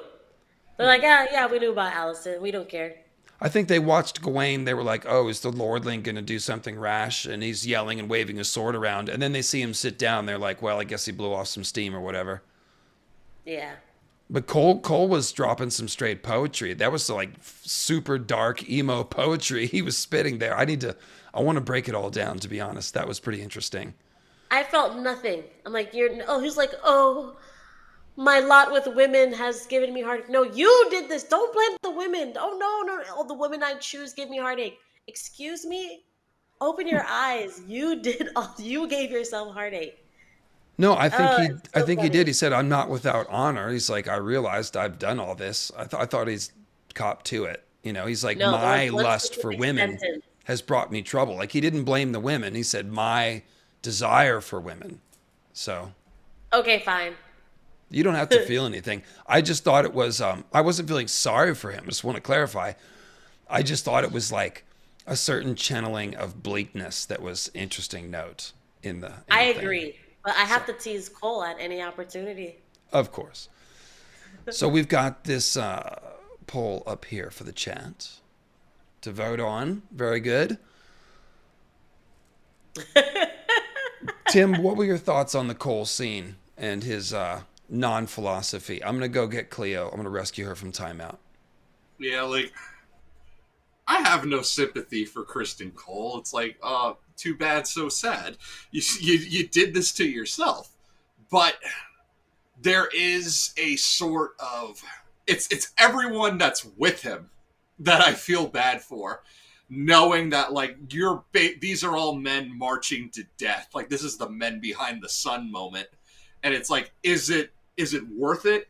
And knowing it's like no, but it's also too late to turn back. Like this is just we just got like you've made our beds for us, and now we all have to sleep in this. Someone in the comments just said that Cole is like that boyfriend when you break up with him and he says, if you leave me, I'll off myself. Oh jeez. Every Cole loves talking about offing himself. He even told Gwen, he was like, oh, the reason I like Allison is because she saved my life. Wow. So Rhaenyra didn't do anything for you? Rhaenyra is the one that gave you your position. Like, if you're just going to be with people because they do something for you, then, like, be with Rhaenyra, I guess. I don't know. Cole is funny. Cole is funny, but I like emo Cole, but I think it's too early. Don't you think it's too early, Tim? Like, yeah, I wanted to see this next season because we still have a lot to see from him, and Yeah. he's already he's too ready to die. Yeah, like I get, yeah, he has PTSD, and I get that, and it's like, but yeah, it does seem early for him to be at this far down the line, I guess, so to speak, on it already. Fortunately, I was muted. I was totally doing an interrupt thing, and regretted it immediately. But then I was muted and I was like, sweet, I didn't actually interrupt him. Ready to, you just made an album cover, a Biggie, Ready to Die, but with Kristen Cole's face. Exactly. It's coming your way. All right, so I really thought, yeah, just I heard what you guys were saying exactly. It's like they've set this thing in motion, and now they're marching towards their annihilation, and there's not a whole lot that anyone can do about it. I think, you know, some people are rolling their eyes. It's like, okay, well, Kristen Cole's a complete scumbag. I don't feel sorry for him or whatever. But I think what they're doing is they're putting in his mouth the experience of all the troops. Like, there's probably other people sitting around these camps that were at Rook's Rest that have that same look in their face, you know, from seeing their comrades burned alive. And they're just like, what does it matter what we do on the field? If the dragons show up, changes everything. They can just roast the whole army. So, like, what are we really even? We're just little pawns. I mean, there's this feeling of smallness and insignificance that he is embodying that is very relevant to the story. So I think that's what I was moved by, if I was moved by anything. But Yeah. bleak That was as good. it truly was. Yeah, it was some hopeless shit. So, how is our chat doing? Calm before the storm. It definitely was. I mean, the next season can basically open up with arrows flying and dragons roaring, and we're all basically going to be able to figure out whatever's going on, you know? So, we got the I actually blockade. I voted for disintegration of Team Green. Thank you. Thank you. Because I did think that was a good encapsulation, but I'll take your support, Nettles, even if hey, 28%, that's not bad. That's not bad. Better than 6 that I got last time. Tough crowd, I tell you. Anyway. Okay. So let's do this fan funding while this poll rolls here, which means the super chats. Super chat sounds more exciting. Weird with Net and Dragon Dreams connected. All right. Well, I think you got your 199's worth already. Thank you, Pimperoo Jr. we're gonna come back to it many times in the future. And make sure you're subscribed to Gray Area and Gray Waste Tim, who both have lots to say about this as well. Will Helena become the Woods Witch or maybe Quaithe? Well, that's a no. She has a confirmed ending to her story in Fire and Blood, so unless that's a complete rewrite. And there are 2 very good candidates to be Quaithe who are not Helena, so I would say no. The Woods, I don't know what you mean by the Woods Witch. There's many Woods Witches. Ghost of High Heart, I guess. High Heart. I don't think Helena becomes anybody. In Fire and Blood, it's very clear what the end of her story is. Jace and Bela have not even held hands. That's too rude. Okay, I'm going to agree with this. I'm tempted to be like, you know, you can't micro-critique it because they're filming stuff and then cutting it like, oh, Damon didn't hug his kids. Turned out, yeah, he did. It just didn't make the cutting room floor or whatever. Lena and Damon's relationship was shortchanged. Harwin and Rhaenyra's relationship was shortchanged. Some of these things are because of the condensed storytelling. However, I noticed it many, many weeks ago when I was like, why don't they seem close? They're talking like a married couple. Are we going to see them get out of bed together? Are they going to kiss? Are they going to hold hands? We've got none of that, but they're speaking to each other very familiarly. Like, Bela has talked Jace out of a bad headspace a couple times now, and she did a great job this time. Be like, hey, you're all caught up in this identity thing, but like, just go prove it. Just go. In the end, people will follow you and respect you for what you do. And she's like, you're not the first person with a questionable paternity. Just go do your thing, baby. And that was really good advice. He's still a little bit, but the thing is, Ulf needs a check. Ulf is very above himself, and Rhaenyra and Jace were both checking him. I even thought that Jace wasn't totally out of line when he confronted Ulf with Hugh Hammer. I didn't think so at all. He was a little bit petulant in doing it because he's only 16. He's not experienced with like laying down the law, but he's right to walk in there and be like, what are you doing? Get your feet off the table. Like, what? We have a war to fight. They just burned a town. You're like, oh, I'll get to it in a minute. That's not the right attitude, bro. I was like, yeah, no, Yeah. somebody needs to say that, right? Yep. Definitely Team Jace this episode. Last episode, he was calling people mongrels. We didn't like Jace, but in this episode, everything he said was right. And Yeah. I just wish that it worked. I just don't think it worked on Ulf. Like him, uh, He's a bad you seed. know, We saw him take food from the person's basket casually. Like he's a bad seed. Yeah, but he is checking off everything on Jace's list on what he said. Like, just he can look at Ulf, point to him, and say, "You're just proving my point for me." And then, but it's like, Mom, are you seeing this? Like everything I just said to you the other day. Look what he's doing. I like how Hugh was all like, "Oh, you'll have to forgive him. He doesn't know anything about manners." Two questions. One, where did Hugh learn manners? Two, he's not that bad. do these people know each other? They're sort of hanging around together. Like, did they know each other previously? They both were in No. King's Landing. No, you could tell the class difference because remember that conversation Davos had with Gendry? He said that Gendry Street, this by the streets of Silk, oh, that's uppity. So if he's a smith like Gendry, so he must live on like he sees noble people every day, probably makes deals with them, so he's gonna be more refined. True. He spoke to the king on behalf of the other Smiths, didn't he? He did. Yeah, Okay. yeah, he was like And their union rep. So Ulf he's doesn't middle have class. a job. Right.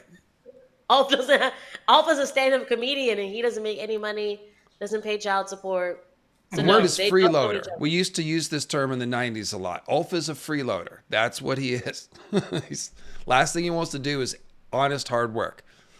So Nicholas Gillies says, thought that the vision and Helena Alice's actions point to a deterministic view of time and things like free will are illusion, with the gods moving events to ensure fixed points of time. Yeah, I agree with that. To the point where I'm like, why are the dragon dreams and the old gods dreams making people work together? That's yeah, it makes it seem like they're all coming from one place, which is a theory I don't like. So get it off of me. Dang. Yes, but it does. I mean, we always have debated that question, like how much is determined, how much free will is there. Anytime you introduce prophecy, you're dealing with that. So I'm very curious to see how George deals with it. I mean, there are theories like time traveling Bran that make this thing heavily deterministic. But the Hodoring is a thing. There's some version of that that's real in the books. So it kind of seems like some of this is predetermined. We saw Bloodraven. That just shows you that, yeah, you just said time traveling Bran. Here is time traveling Bloodraven. He's not born. And he's not anywhere close. Well, to Damon being is seeing a born. vision of the future. It doesn't mean that Bloodraven is traveling here, but he could. He was reaching towards him, no? Was he? I didn't catch the Bloodraven. I've only watched it once, but it I'm not seems saying like, he isn't. I'm just saying. Yeah, We don't know. that was my interpretation. I look forward to watching it again.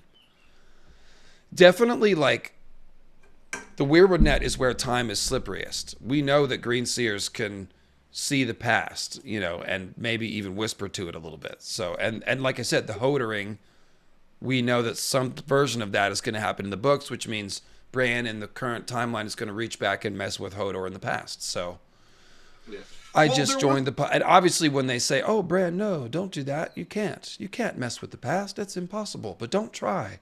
It's like, Well, okay, clearly, Alice Rivers did refer to Damon as a piece on the board. So, again, I like the idea more of gods at odds with one another interfering, because that's what we see over and over within the religions in the story. Like the Ironborn, the Storm God is at odds with the Drown God. In Relorism, Relor is at odds with the Great Other. Like the idea that that in the astral realm there are actual more entities that are like also trying to one up one another. It's a very like Zoroastrian type thing where Yeah. everyone's trying to win pieces to their side. It is like the great game. So I don't think it's deterministic. I think there are what George is alluding to. He I said like that. we're never going to see gods on page, but if we ever were, they're probably going to be more like Lovecraftian gods who are constantly backstabbing one another. Okay. So I was going to bring up Lovecraft because that's same thing there. But I was also going to say what I think George likes to do is give us an explanation for phenomena that seem like gods. So, for example, who's the great other? That's Azor Ahai. I've been saying that for years. Azor Ahai died, went into the Weirwood net. He's on the frozen side, and he is what is animating and driving the others. He is the head other. So in the show version, it would have been that guy tied to the tree. That should have been Azor Ahai, but it would have happened all differently. Gray Area also believes this, that Azor Ahai went into the Weirwood net like in Aluki and is essentially still in there, and that he is the great other / Night King waiting to reemerge from the Weirwood net. That's Azor Ahai, the original guy who killed Nissa Nissa, broke the moon, and caused the long night. That's him. So that would be one explanation for an entity that seems like a god. Then we have the Green Seers. They are the old gods, some sort of idea about a hive mind, all the Green Seers, maybe ancient children of the forest or green men merged with people like Bloodraven. We know that there are actual spirits in there giving people dreams called the old gods. So there's another deity with an explanation. The drowned god, those are the deep ones. Watch my video, The Deep Ones Are Real, or any of me and Tim's 3 Grey King videos. That's the explanation there. They seem to be sending psychic visions to Aaron and also Patchface. And then as far as R'hllor could be... well, first of all, R'hllor could just be fire magic, and people are perceiving it as having a personality, and it's just a bunch of cultists using fire magic, Valerians and R'hllors and all that. But there are possibilities of those great Empire of the Dawn sorcerers that Dany saw in her dream. They might exist somewhere. So you have the idea of ancient Valerian spirits or pre-Valerian sorcerer spirits lingering around. That could be R'hllor, or some sort of ancient dragon, like the first dragon, or a dragon hive mind I've begun thinking about that's sending the dragon dreams. That could be R'hllor, or just the explanation behind the dragon dreams. So I think that probably, and I'm thanking you, Tim, as I'm talking myself through this. Like, I think that does make the most sense, that there are a few different entities that are trying to move the pieces on the board. And at the very least, we can say that Azor Ahai, Night's King, great other person, is going to have a different agenda than the people who are trying to oppose him, like the old gods or the dragons, right? Yeah, like you know what it reminds me of when I think of it is like the end scene in like Men in Black, where we find that the galaxy is just a marble going into the pouch of a giant alien. And it's like, because that's a very Lovecraftian idea, but our story is a song of ice and fire, dueling opposing opposites. And the other thing I do, like, if I'm not talking about Lovecraft, the other thing I'm always talking about are foils and parallels. So it always seems like, yeah, this whole Game of Thrones, well, you take that onto the astral realm, what would be the Game of Thrones on that plane but a great game of gods, this constant tug of war between these different, most likely eldritch entities that are out there. Why would, if Azor Ahai is the great other, why would he try to bring the long night back? I don't know. Why did he do it the first time? We'll have to ask him. But he broke the moon when he killed Nissa Nissa, and I'm pretty sure that breaking the moon is how we got a long night in the first place. So the answer is that he took power. Like, this theory goes along with the idea that he's the same person as the Bloodstone Emperor, who worshipped this black meteor, which would have been a piece of this broken moon. So he does blood magic, either in coincidence with the timing of the comet, or he steers the comet, if you want that more far-fetched version. And the moon breaks, the sun is darkened, and this dark meteor that drops down to Earth is something that he can take power from, and he becomes this Bloodstone Emperor during the long night. So, if that's the same person or related to the person who in Westeros becomes this great other Night's King figure that I'm talking about, then he's still the same guy. He's taking power during the long night. That's his jam. So check out my video, A New Night's King, and Azor Ahai Night's King. That's where I explain it the most. And then check out Gray Area's Memory, Sorrow, and Thorn playlist, which is a series of videos that talks about Memory, Sorrow, and Thorn, a very big influence on George, particularly where it comes to Azor Ahai, the Night's King, and the Weirwood Net. So good stuff there. I think another thing like to notice because R'hllor is not just a god of fire, he's the god of fire, light, and shadow. Well, when you have a long night, total darkness, there can be no shadows. I love that disclaimer, yeah. Like, wait a minute. Flame and shadow? What are you saying, Melisandre? Yeah. Anyway, so we'll end this poll. Calm Before the Storm wins. 45%. Let's do a couple more super chats, and then we'll do a scene of the week. This will get us into some of the stuff that we haven't talked about yet, along with these super chats. Here, let's see. I just joined the podcast. Thoughts on the Helena Aemond scene? I think we've tackled this since you sent that one. Definitely, like I said, Aemond, better sales job the second time, but he should have done that the first time because he already alienated Helena by coming in and grabbing her and trying to force her into riding a dragon, which is insane. You can't do that anyway. He would have had to coax her, but you probably can't coax someone who knows the future to do something they don't want to do. So you understand why he's doing it. Like, they do need Dreamfire. They had to make that point that, like, Dreamfire is needed and Helena won't ride Dreamfire. So this is a problem. I also like the parallel between her saying, I won't burn people with my dragon.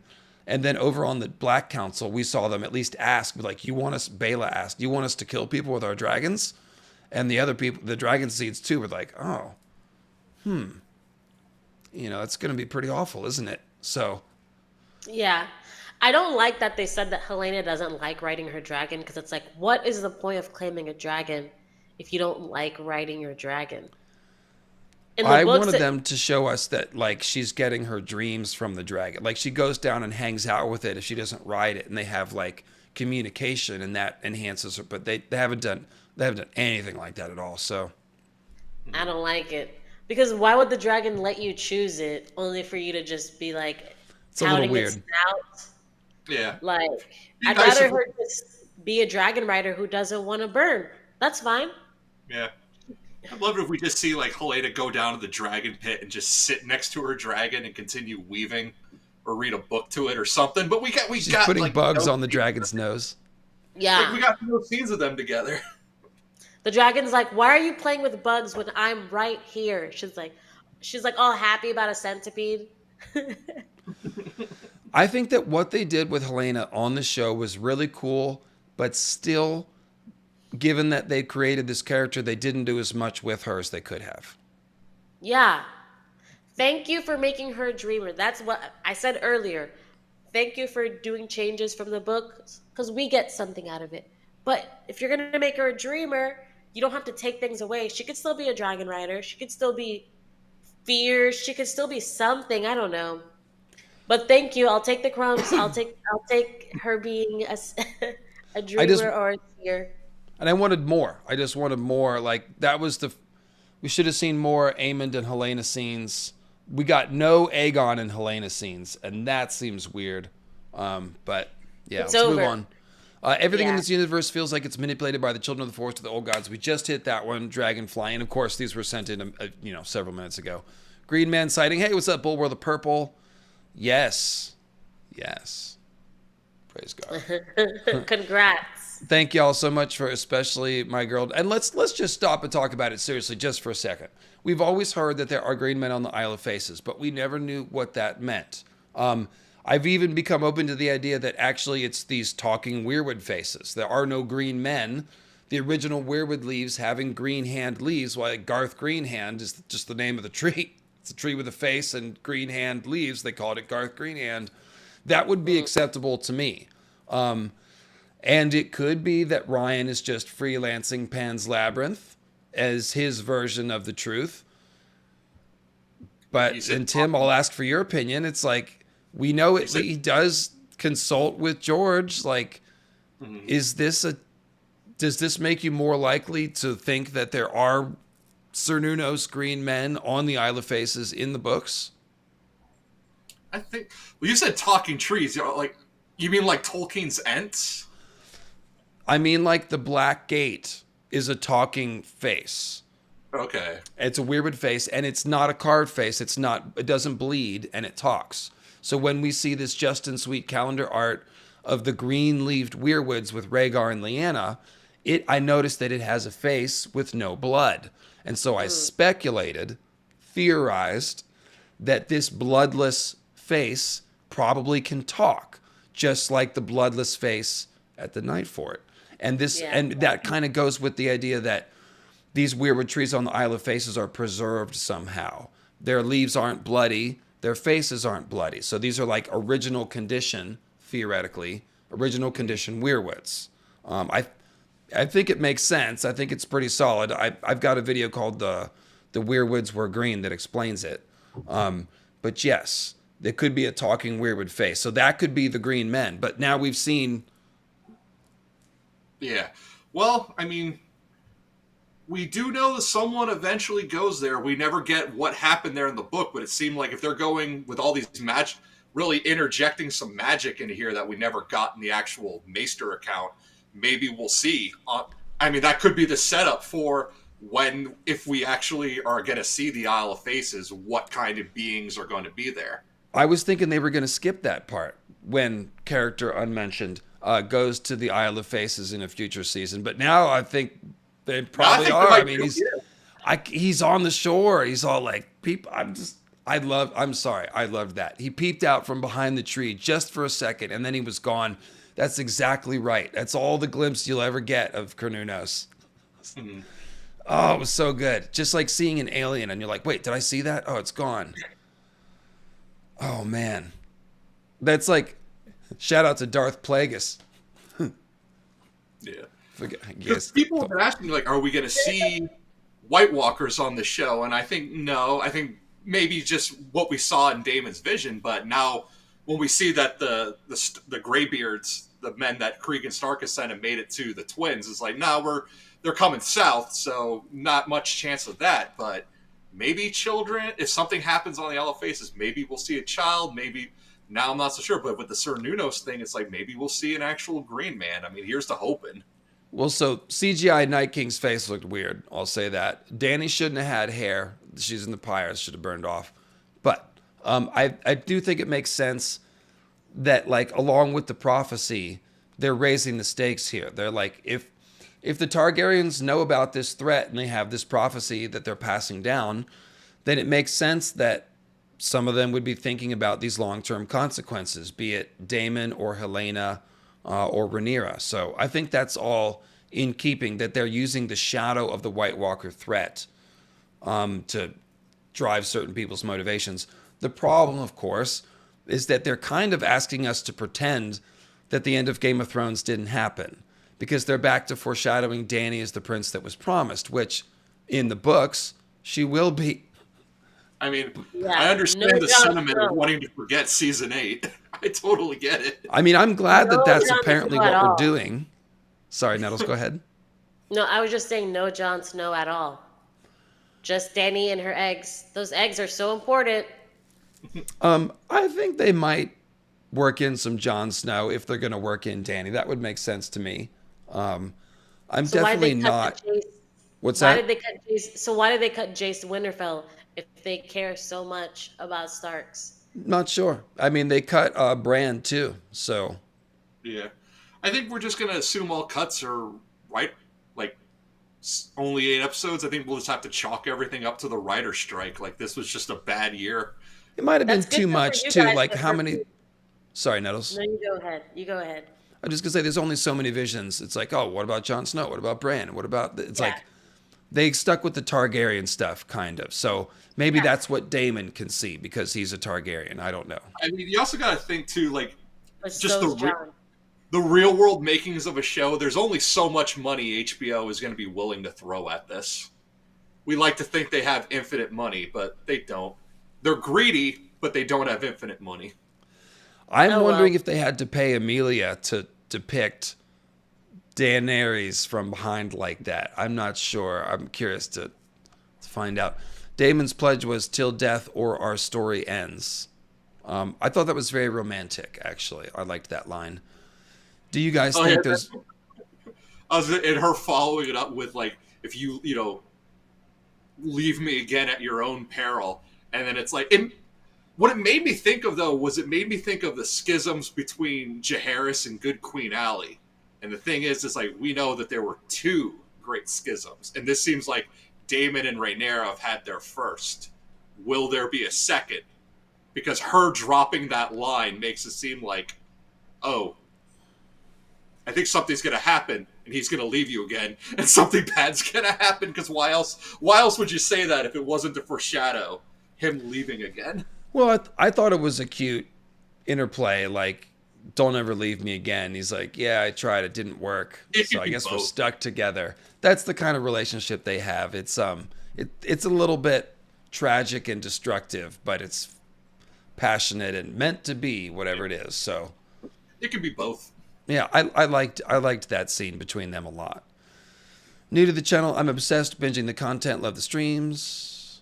Nettles and Tim, you are awesome, but not as awesome as Dave. Oh wait, no, it didn't say that. I added that. Tina of the Tower. This season has been a blast with you guys. How about Cole and Gwaine?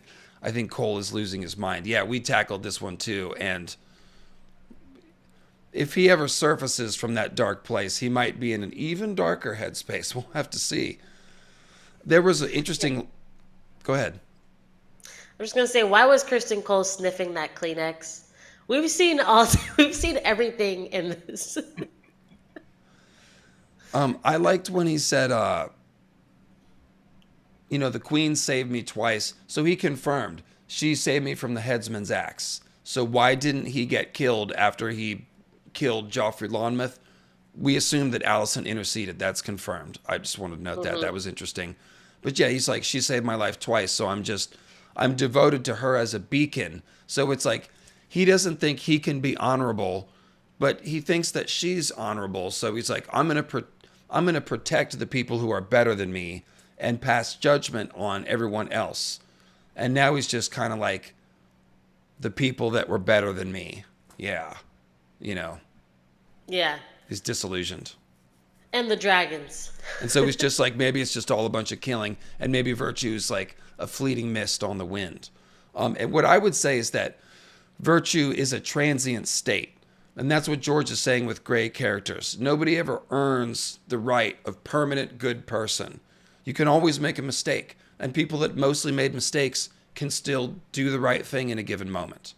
And so that's the thing. It's like virtue, it has to be a transient state because people are constantly faced with choices and they can make a good or a bad choice in any given moment.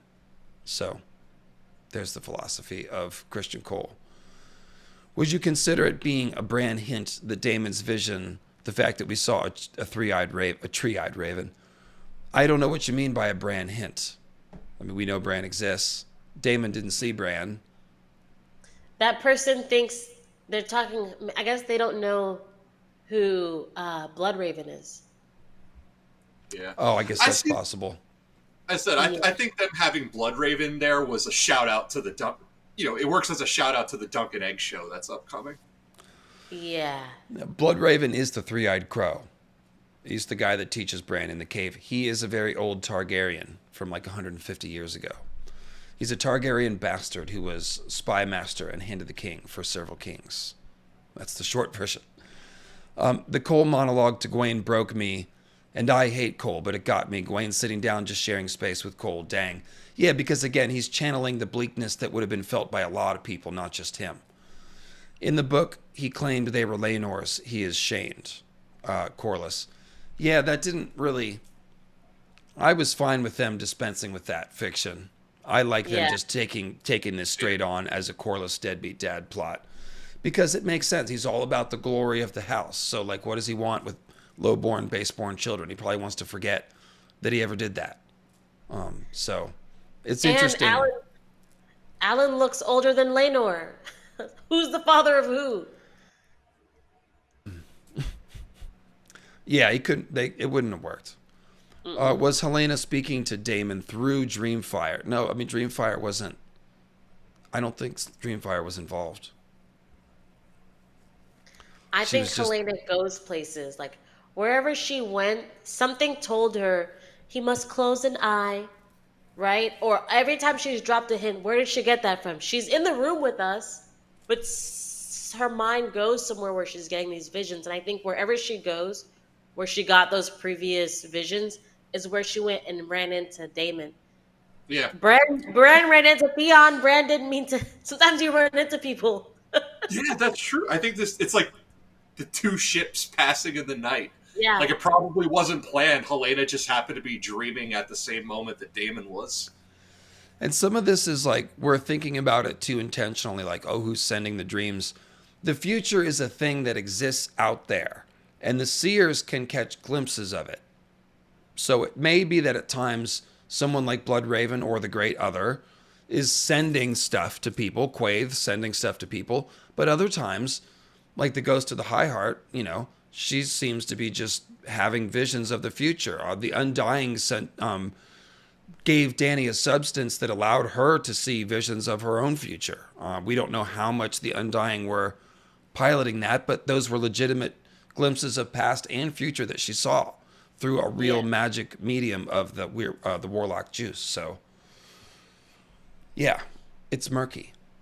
There's some agency to the visions, and some of them may just be, yeah, like Helena, for example. She seems to be, her third eye is so wide open that she doesn't even need to dream. She just hears stuff and sees stuff and like says things constantly. So she really is picking up stuff from everywhere. It's hard to even say. It doesn't seem like anyone is necessarily always sending Helena a message. She's just picking them up, I guess is what I'm saying. Yeah. Season 2 could have been an email. Funny. Again, I think if they had had 2 more episodes and 1 more big battle, it would have felt like a full season. Yeah. Was surprised at how little action we got overall. Battle of Honeywine, Battle of Burning Mill, and Sacking of Duskendale were cut, limitedly shown.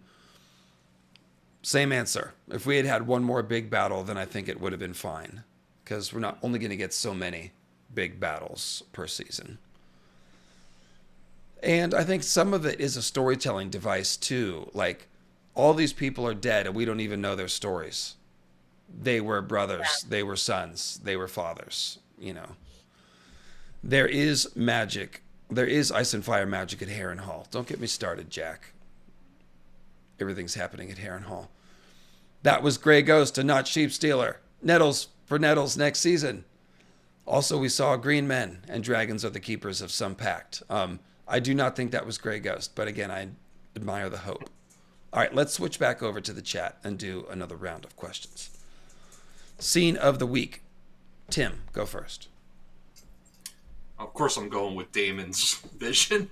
That's why I said this. Make it easy. All right, Girl Nettles, your pick. The dinner with Rhaenyra and the dragon seeds. We got a full scope of where we're at, and we see that, hey, look, Team Black has the quantity advantage, but not the quality. So it's nice, like, pulse. Dragon seed supper. Yeah. Little That was Last a good Supper vibes. Yeah. Rhaenyra's too nice, again, as always, but she can't. I mean, what can she do? Like, the chat voted for her to have Ulf arrested. She can't do that for what? Because he didn't have manners. He chewed with his mouth open. You can't arrest people for that. You have to give them a chance, and that's what society needs. Give people second chances. You are arrested on charges of sullying the table with your boots. Sentence, death by dragon. He didn't ask permission to bond Silverwing. There you go, stealing a dragon. Scene of the week, I already said that I was going to go with Alan and Corlys. Just because the other two, there was another, the Alicent Rhaenyra scene is its own thing. The Daemon Weirwood thing is clearly like a crazy highlight because of all the visions. But the Alan Corlys scene made me feel the most. Aww. You have feelings in there? I did. And I'm in this show for the acting, I think, as much as anything. The acting performances are really artful. I really like Abukar Salim. I liked him in Raised by Wolves, and I've just been waiting for him to really get some good material. And like, damn, he cooked on that one, as we say. Yes. And we've just been waiting. We've been waiting all season to see how they're going to play that whole dynamic, and now we know. I'm with you. So part of what when Alan is telling his brother, don't go begging for table scraps. Don't think he's going to give you anything. This all looks different now. He's kind of saying like, shame on you for wanting something when he was never there for us. You should hate him like I do. Because he does hate Yeah. Corliss in a way. Wouldn't you? Yeah. Yes. Absolutely. It's not like he stayed away. He was around to rub it in his face. Reminder, it's like, hey, you have a dad, but you're invisible to me. Sorry.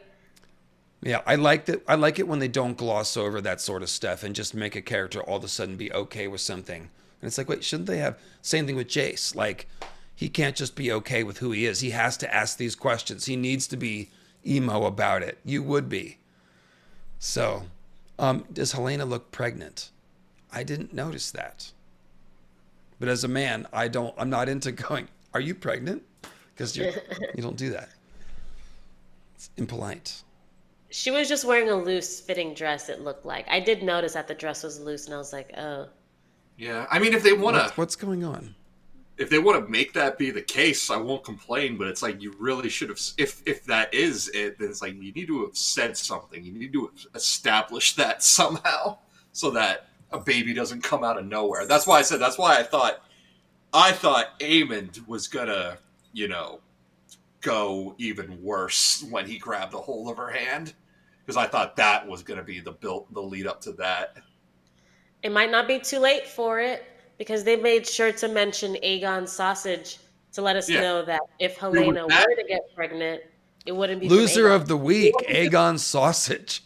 Well, it wasn't just Aegon sausage. There's also Bela says to Jace, like, do you think you're the first one not to have really been fathered by your father? Like, that's what made me think that. I was like, oh, when Aemon grabbed Helena's hand, I'm like, are we going this route? Is this how we get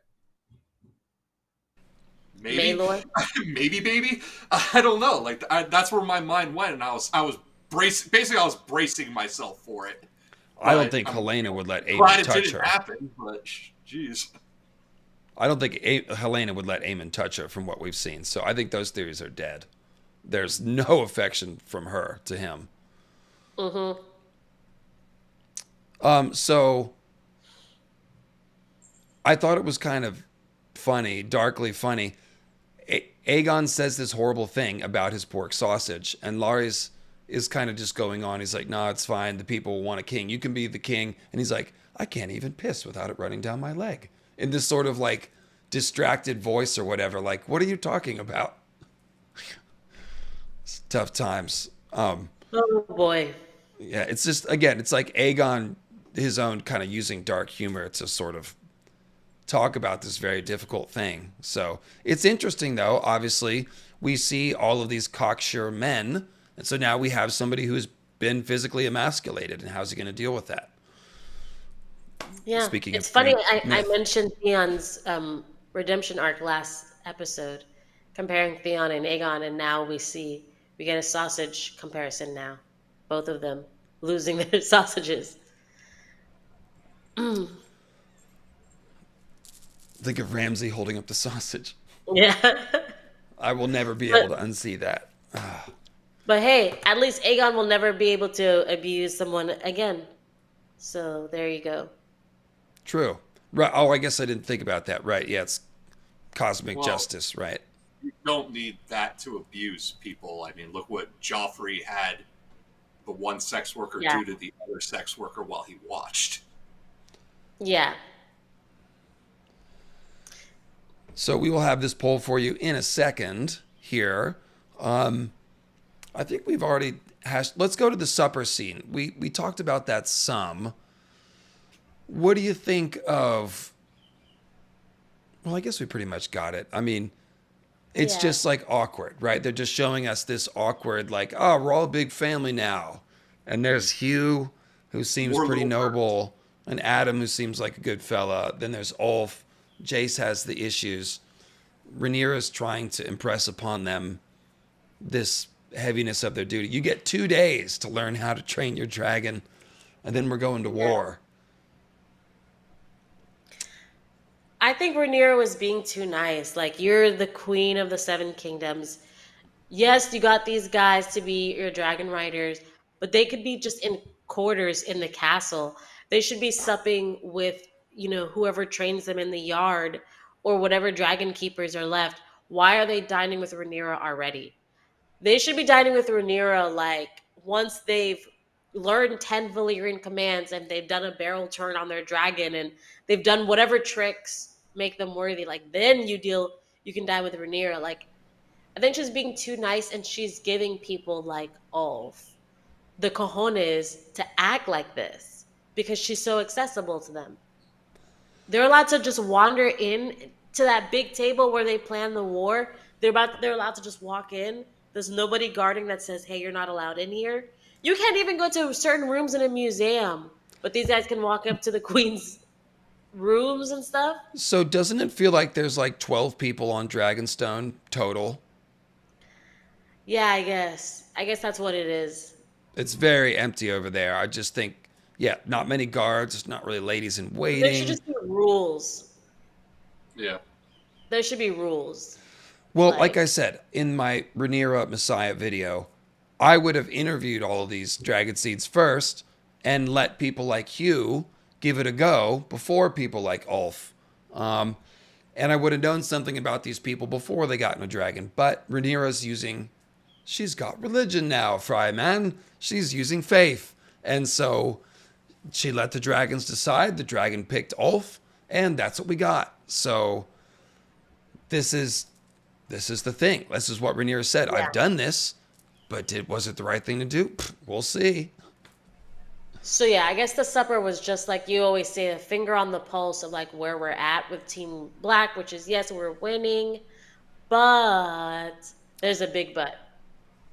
So I think it makes kind of sense if you're not sure about their loyalty, like make use of them now. Go ahead and throw them into a fight now, like while Yeah. you still have control of them and before they can get too big ahead and go do their own thing. So it kind of makes sense to do this strike as soon as possible. But the question is, where is Vagar and Aemond? So But do you think that this is evil of Rhaenyra? Like this, when we compare this scene with the Helena and Aemon scene, we see that when given the choice, people like Helena would just say, "No, I'm not going to go into battle." But Hugh, Adam, and Ulf are not in a position at all to say no. they're not in this moment, but once you're on a dragon, of course. Yeah. But I'm saying, like, if they were like Helena, if they were noble born, they would have the power to say no. Yes. And so Right. Rhaenyra is taking advantage of the fact that like this is a class. It's the same. It's why they say boss and employees can't be together because every decision is rooted in the fact that you're higher than me. I think it's a fair deal because this was the what was offered. The chance to claim a dragon and you're expected to join my army. So that was kind of the Okay, deal, I think. and that would make sense. That would make sense. But Yeah. still, that dinner scene, it kind of just seemed like Cuz they're like, we have to kill people. And you could tell they kind of wanted to say, be like, I don't want to do that. I like flying. You know. so it's kind of like if you think about what she said when she was giving her inspirational speech. She's like, "With these dragons, we will end the war and bring peace and end suffering and this and that. Without bloodshed, hopefully, God's willing." So it's kind of right there. Like she's painting a rosy picture, but like the point is, we have these dragons. We're going to threaten them into submission. And if they don't submit, we can use these dragons to defeat them. So it's Yeah. right there. But it's like now it comes time to be like, yeah, we got to go burn people. And it's like, oh, you mean burn people, burn people? Yeah. So let's see here. Let me go back to that poll will be dropping any second. Let's go over to the super chats while that is cooking up. Caraxes likes bacon. Yes, I wrote that down. Prefers bacon to mutton. My boy.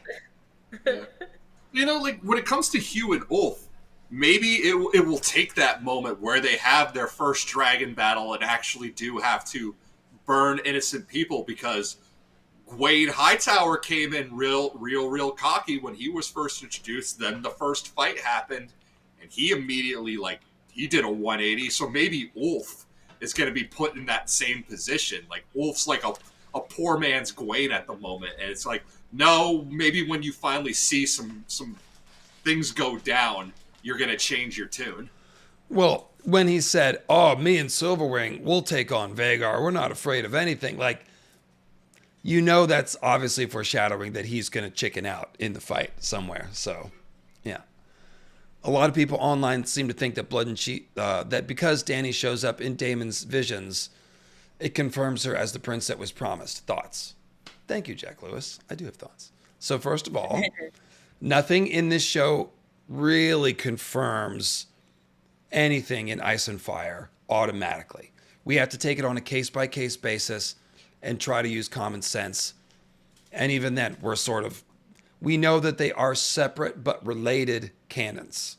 We know that Ryan is talking to George, but that he can make whatever changes they need to do to make a good TV show, and that George is okay with that in general, but might subtweet you on his blog post if he doesn't like what you do in specific. So, the Prince That Was Promised prophecy and the prophecy of Azor Ahai Reborn are probably the same prophecy. Maester Aemon and Melisandre both think that they are. They both talk about them as interchangeable. Maester Aemon is like, it's the prince that was promised that you speak of in the War for the Dawn. Or it's the War for the Dawn that you speak of. Where is the prince that was promised? And Melisandre says, he's right here, Azor Ahai Reborn. Same person, same prophecy. Okay? So, now, Three Heads has the dragon, and Rhaegar, as Dany saw in The Undying, Rhaegar is like, there must be one more. I have 2 kids. Three Heads has the dragon. There must be one more. This has given us the idea that there are 3 people that we are looking for that will be Azor Ahai Reborn and the prince that was promised. So they're the same thing, but they appear to be multiple people. And my interpretation, and I'll give it to these guys to see what their interpretation is. My interpretation is that it is Dany, Jon, and Euron, and that one of these Azor Ahai Reborn people, per force, should be a villain, because there are multiple clues about the original heroes being maybe villains, and maybe the villains are part heroes, and it's all mixed up. So it's not just 3 heroes. It kind of fits to me that one of them is bad. And even in the show, one of the Dragon Riders was Night's King, the leader of the others. Both me and Tim think it's possible that Euron could become a leader of the others somehow, and that he even could be the physical vessel for this reincarnation of Night's King Azor Ahai from way back when. And so he would actually be Azor Ahai Reborn in a literal sense. Literally, the original spirit of Azor Ahai, who is Night's King, could be reborn in Euron's body, while Jon and Dany would be like the fulfillment of this prophecy. So that is how I see it. And I don't think this episode has anything to do with that. But Tim, your thoughts? Yeah, I think the 3 heads of the dragon are Jon, Dany, and Euron, and Fagon is a false flag to keep you guessing, but that's because he's the Mummer's dragon. What about you, Nettles? I have nothing to add to this conversation. So there you have it. And then, like I said, House of the Dragon is kind of skewing more towards the idea of the book ending, where Dany and Jon will be more heroic. And I'll just say it again, the Jon and Dany ending on the show, Dave and Dan said it was their idea. We shouldn't expect anything similar to happen in the books. Okay. You can if you want, but you shouldn't. So it's it makes sense to me, and I am glad that they are back to showing us Dany and maybe eventually Jon as heroes. But it is incongruous with the ending of Game of Thrones. So if you haven't read the books and you've only watched Game of Thrones, I understand why you are confused. Justifiably so. Three Norns, Ice and Fire, and the one weaving it. Yeah, we that was a good chat. Go ahead, Nettles. You had more thoughts? No, I'm just Looking at the leaning chat. forward to read. Yeah, the super chats. I missed your previous super chat. Apologies, Lady Lils. I just want to say I love you guys in the live stream. Would you guys toss some positivity on the season writing that you like? Yeah, well, I think we have by now since you sent this. I liked a lot of things, and I think even the stuff that is changed or what I called freelancing, I think works for the context of the show. So on the whole, I think it was a good season. I think it's the best episode of the season for me. Oh, wow. Okay. Yes. Why? Just because of what I said in the beginning, just because it gave me all the things that I wanted, which was in short length, is like spending time with these characters. I'm not here like most people will say episode 4. The dragon battle scenes are great. Battle of the Bastards, all that's fine, but I'm really here for a story. And that's what I got this episode. I think there was no cheesy dialogue. There was no looks. Well, except for Reyna. Reyna's the only one who was still doing the.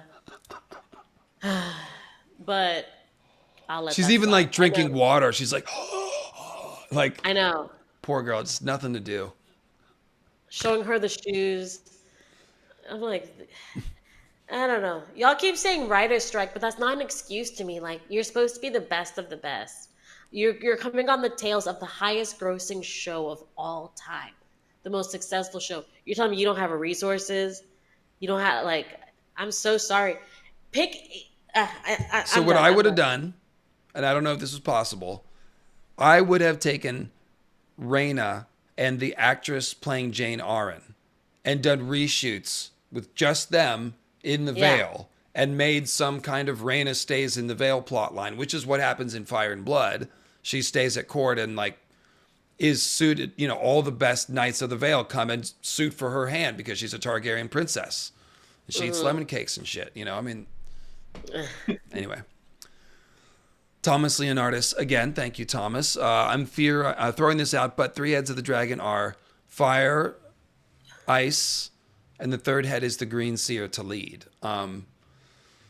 I think that Bran has a big role in things, but I do not see him as one of the heads of the dragon. But he's definitely going to be involved with Jon and Dany. If you want to say the 3... Well, I was going to say, if Euron is the 3rd head, the evil head, but if Euron also happens to be a failed student of Bloodraven, maybe. I mean, that's still the whole Euron as a green seer, which we can't confirm, but we can't deny it either. So I'm not completely throwing out the possibility. I think the 3 heads of the dragon, this is one of those don't overthink it. The 3 heads of the dragon are the 3 people who will ride the dragons. And that will be Jon, Euron, and Dany. I'm pretty sure. When Rhaenyra asked Mysaria at what cost, and Mysaria looked straight out at the dragons, it's layers because it's both the dragons are going to be, obviously a lot of the dragons die, and the dragons kill a bunch of people too. So it's like, who will pay the price? Well, lots of people who get burned by dragons. Nettles saving Reyna is Adam saving Alan. Okay. I like it. You know what they're talking about? Yeah, because in the book, Alan tries to claim Sheep Stealer, and Sheep Stealer burns him, and Adam's the one who pushes him out of the way and puts him out. Right. Yeah. Oh, yeah, it was Sea Smoke. Yeah, Sea Smoke. Well, Sea Smoke drives off Sheep Stealer, and yes, Adam smothers the flames. Or Alan smothers Adam's flames with his cloak, yeah. So are they saying, Reyna's going to try and claim Sheep Stealer's going to burn her, and Nettles is going to be the one no! And just come, tackle her That's what out they're of the saying. way? They didn't show her climbing on the dragon. Speaking of Adam and Alan, what do you guys think about the fact that Tylan got to do the mud wrestling thing, and that was someone else in the books? I don't want to spoil, I guess, because people get mad about spoilers, but someone else in the book does the mud wrestle. You can say that. Tylan. Huh? You can say that. I don't remember who it was. Oh, it's Alan. Oh, Yeah, that's how he kind of proves himself. So it's like, so they took away a moment of him to a glory moment and gave it to Thailand. So I I wonder think if they're Thailand's doing gonna more have a stuff bigger. with Alan and Corliss directly. It seems like. Yeah, Yeah. but I mean, he has to earn the name Oakenfist by doing these acts. But it's more important for Thailand to do them. Maybe Thailand is just gonna have a bigger role. People love the Lannisters. So, Alan is one of those people where if someone actually gets him to throw punches, you're going to be sorry about it. If that guy explodes, he's going to hit people really hard. So, Yeah, he's the kid that sits in the back of the class that you should always befriend. Always befriend that kid. he's looking pretty solid up here too. Did anyone else get afraid that Ulf might hold a grudge against Jace and contribute to redacted spoilers? Ulf is not. They're foreshadowing nothing good with Ulf. That is not a spoiler to say. Yeah. Season 2 is like, and no, there's not a secret ninth episode coming. Season 2 is like the least favorite topping on your favorite burger. You still love it, but you thought the other topping, you just like the other toppings more. A little bit of a mixed Yeah. bag. I can see that. With the lore we got with Damon at Harrenhal in the show, do you think a similar thing happened to Rhaegar at the tourney? Yes, I do think Rhaegar got dreams Ooh. at the tourney that made him pick Lyanna. I'm going to make a video about that. I've already scripted it, and I'll have that out after the season. Yes, I think it's obvious Nice. that, well, because we've seen Rhaegar and Lyanna go to the Isle of Faces. So obviously the old gods are influencing their choices. And Howland Reed is on the Isle of Faces right before the tourney. He leaves there. He's involved with Rhaegar and Lyanna, and then Rhaegar and Lyanna go to the Isle of Faces. So, yeah, this is clearly the old gods are having a hand in that. Do you want to say anything about that, Tim? Oh, that. Yeah, I can see Harrenhal screwing with Rhaegar's mind and him having some kind of dream there in the same situation that Daemon has that makes him go down the road he does, because he kind of drops the ball too. Like at Harrenhal, he went there with a purpose, which was to have this sort of quiet coup and displace his father and assume king. But then he saw Lyanna, and then the prophecy came in. It's like, oh, and then the politics, which became the important thing, sort of took a back seat to the prophecy thing. And it's like, was that really the best decision, Rhaegar? You probably should have stuck with your original intentions, but no, you saw magic, and it's like, wait, never mind. This new shiny thing is more important. Yep, that's a good parallel. And just to respond to a question in the chat real quick, I love the fact that they're implying that like Alice might talk to the green men occasionally, because like Cornunos is just lurking around the yard. Alice didn't react to him. She's like, yeah, she'd probably just talk to him. You know, like she's mediating this experience for Damon. So Yeah. it just makes you think that like, yeah, Howland Reed went to the Isle of Faces and consulted with the green men. Maybe the ghost of Highheart has talked to them. Maybe Rhaegar has seen one. Like, I like this idea that occasionally people might see the green men. That's pretty fun. Cornunos. A lot of people say Cernunos. It's more correctly pronounced Cornunos. I don't think Cernunos is wrong. It's like saying Celtic instead of Celtic. So, if you're talking about the basketball team, you used to say Celtics. If you're talking about the culture, you should say Celtics.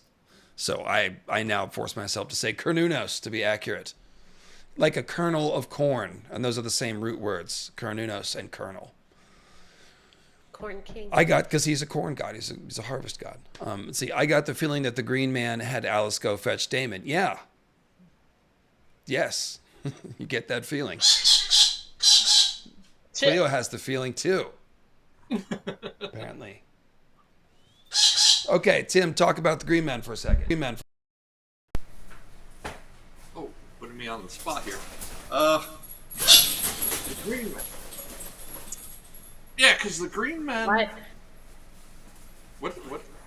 Okay, chat. What do you want me to was say? about that. What would we like to know about the Green Men? Why Like- do you think we are seeing the Green Man now and we never saw it in Game of Thrones?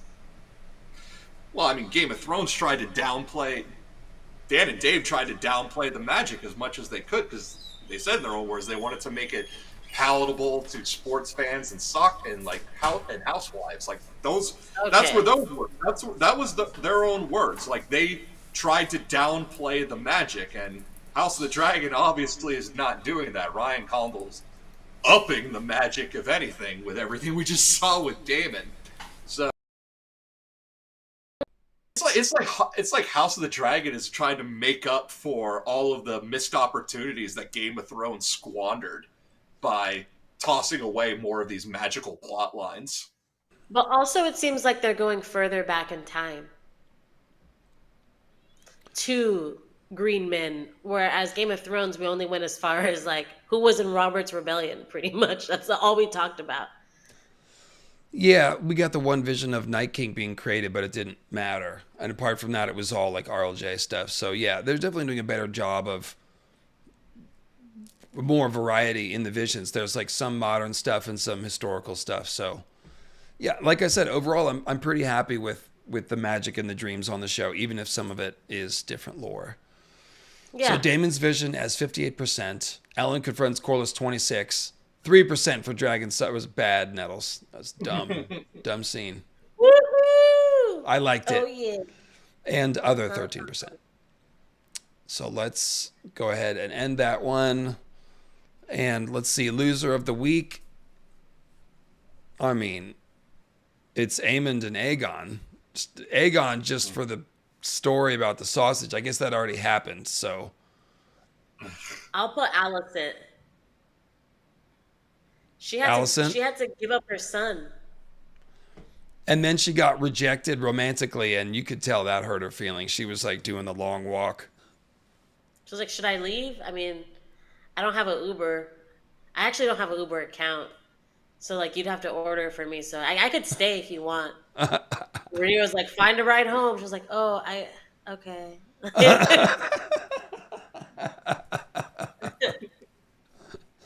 That's more or less how it was. Sharp Point, loser of the week. Yep. I'm gonna go with Aemond.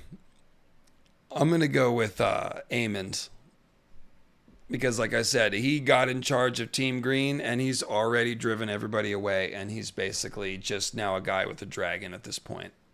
So A slow dragon. I'll never like Vagar never looked so weak to me as how when they were pulled last episode, how he pulled up and then Vagar had to like that slow turn. I was like, hold on, anybody could get you. You have a lot of blind spots. well, Amen. that's Look at one of those me. things where she can move quicker when she needs to. If you look at the Melis Vagar fight when they're both tumbling, like Vagar's moving pretty quick then when she needs to. It's just Melly's almost had her. That's not even a good example. almost. Melly's almost, Not quite. which is sad to say for her size. So, Grey Waste Tim, who was your loser of the week? I mean, I want to say Aegon, but I feel like that's too obvious. I'm actually going to go with Otto. Even though we only saw him for a few seconds, he's in a bad spot. If we Especially can't if even He's say Varys has alive. him. He's alive. he's alive, but it's like we haven't seen him for half the season, and when we finally do, he's locked up somewhere. Whether that's in a wagon behind Laris or whether that's in the honey hole if House Beesbury got him. But he never made it. He never made it home. Like that seems obvious. do Or you he made remember it home. shows? He never made it back to King's Landing when he was sent for. Yeah, they've Do you all been remember like, man, I haven't gotten any letters from Dad. Have you? No, sure haven't. That was a long time ago, too. Because that was before Rook's Rest, right? When he said that. Yeah, a while ago. So it's been like a month, 2 months, maybe. So we've got the poll up here. Maynard Plum, quick with the fingers this time. From the hotel, we appreciate you, Maynard Plum. Thank Aemond, you. Allison, Otto. It's a pretty good little race here. We'll let the people cast their votes. See how that goes. Remember in the old shows like Family Matters and stuff, like when they would have like an audience and they'd be like, ah, and they would like clap. Like when you haven't seen a character for a while, they'd come on and they'd be like, woo! That's how like that auto reveal was, where it was like slowly. He was like showing his face, like he was like looking around, like we're supposed to be like, yeah, Otto. I We definitely didn't. was felt something. I was like, oh wait, where is he? Where's he been? Do you think they will write Aemond next season as a self-fulfilling prophecy? Helena reveals how he dies, so his motivation could be centered around avoiding his death. Yeah, that's a good notion, actually. I was thinking about that too. Okay, spoilers, guys. We're 2 hours in the stream here. We got to do a little bit of spoiler talk at the end. So Woohoo! if you don't want Chaos. any Chaos. spoilers, thank you for hanging out with us. And there's a book called Fire and Blood. You'll probably have a hard time not looking at it over the next 2 years, but now's your chance. So, spoilers. Yeah, I was wondering about that. So he's been told he's going to drown in the God's Eye. He knows that the God's Eye is a lake. So you'd have to be pretty dumb to get into a dragon fight over the God's Eye now, wouldn't you? Yeah. And it's Alice who tells him where to find Damon in the books. So is Alice just crashing these cars together? She's crying about it. So it's something to cry over, whatever she's doing. I don't know. I need more information. Because he could either not, maybe he just doesn't have a reason to believe Helena. And so he's like, whatever, I have to do this to end the war. So he could go into it that way. Or it could be something where he changes like Damon and he just goes towards his destiny. Yeah, I think there's so much that they've added to the Alice Damon dynamic that it's hard to see the Aemond Alice dynamic being exactly as it is in Fire and Blood. That's probably going to be different too. So I'm really not sure. But Tim, what are they doing with this? Yeah, see, that's where I'm questioning where are they going to go with Aemond and Alice, because if Alice has set up Daemon to make Daemon more of a heroic figure, then what's the deal with her relationship with Aemond? Is that going to be purely for self-preservation? Because Aemond, spoiler, Aemond's going to put all of the House Strong to the sword. So long, Sir Simon. We hardly knew ye. I'm gonna miss it when he's gone. But this is where I go in. Oh, you're muted. You're muted. You're muted. You were muted that entire time. I was just saying that has always been a problem. Is like, why does Alice like Aemond if he comes to Harrenhal and kills everyone but her? Yeah, that's what I said. Like, is it purely self-preservation at that point that she like submits to? She doesn't care about the people that were killed. Is the simple answer. I don't know. But now it Maybe just seems like she might be. Bastard. If she's 400 years old, she's not a strong bastard. But she does seem to care for the common people. So it makes more sense now. I think me and Tim are both leaning in the direction that like maybe Alice is just setting up Aemond, essentially. Yeah, I mean, I don't know. Whatever she's pregnant with is definitely to me a shadow baby. So it never has to be a romantic thing. It could be something exactly like Melisandre and Stannis, where do we think they're a true romance running off in the sunset? No. She uses the king's blood to make the shadow baby, and the shadow baby does something. And I think that's what she's pregnant with, and that's what she gives birth to. So it doesn't need to be love. Heck, you're talking about Aemond taking people. Aemond might take Alice. Aemond is worse than Daemon. Daemon was patient to let Alice play with his head. The minute Alice tries that with Aemond, he's just gonna take her. Just be like, stop it, witch. Like, no way. Yeah. But I think that's why we've been given so much of Aemond and the mommy issues and him seeing the older madam, was that he was gonna fall head over heels with Alice Rivers when he gets to Harrenhal, meets older goth mommy. And then that becomes the but yes, sleeping with the enemy is very much a thing, and that could be what Alice does here. But so this again goes, I keep bringing up Macbeth, so I guess spoilers for Macbeth, the 400-year-old Scottish play. I've been talking about how I don't think that Damon is Macbeth. I think Aemond is Macbeth, and Damon fulfills the role of the character Banquo. For those who have read Macbeth, the Wayward Sisters, or the Weird Sisters, if people depends on your translation, but the three witches, when they give the prophecy to Macbeth, they also give a prophecy to Banquo. And the prophecy that they give to Banquo matches up with Damon's end story. Whereas Macbeth is a self-fulfilling prophecy because he does everything he can to become king to fulfill the prophecy that they give him, but he goes about it in all of the wrong ways. That's why he ends up backed up against the wall in this state of paranoia that Aemond is in. Aemond, now he's not technically king the way Macbeth is, but for all intents and purposes, he is. He's Prince Regent. Yeah. He's ruling with he may not have the title, but he's ruling with the full power of it. Well, they made everyone call him king, to your point, so. Yeah. So that's why I said I think Aemond fulfills the Macbeth angle and Damon's more Banquo in that story.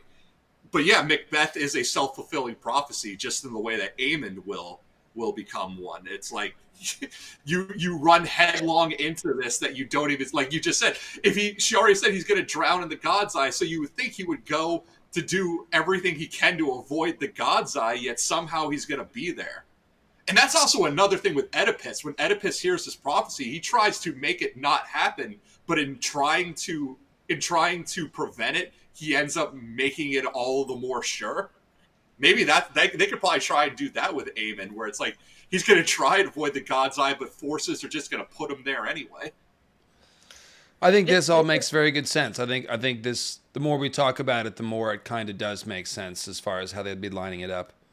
So it seems like Alice is essentially bamboozling Aemond, and yeah, like you have the biggest dragon, you're hellbent. He's at this point in the story, Aemond has burned countless towns all over the Riverlands. He's turned it into a hellscape.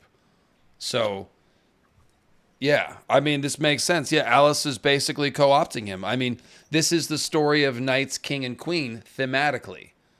She takes his seed and soul, kind of bewitches him, and uses that power to then take his sons and sacrifice to the others, which means making others. So she's this sorceress, and he is this person.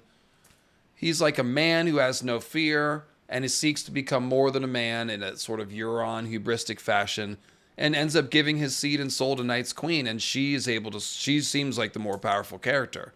So it's a similar thing here, I think, with Aemond and Alice. And that fits the Alice that they are building up here. It's like she's serving a more long-term agenda. You can see why Aemond, or even Aemond and Daemon, need to die, because they're both so violent and so destructive. So it could be something like that.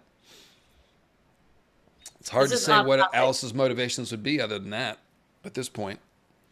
Aemond and Daemon are parallels, Thomas says. They both want mommy, and, well, we all want mommy. And they're both stronger, younger brothers. Daemon got the message, and Aemond can't. Parallels. Also, Daemon's 49. Aemond's young. So, you know. All right, let's see how this poll is going. Aemond, loser of the week, 40. Allison, 27. Otto, 23. Other, 10. So it's a nice, close vote. Thanks for voting, everyone. Someone said that Otto is being held by Daeron. And that Daeron, and someone else said that Daeron will be played by Tom Cruise. I don't know why that makes me laugh. Yeah.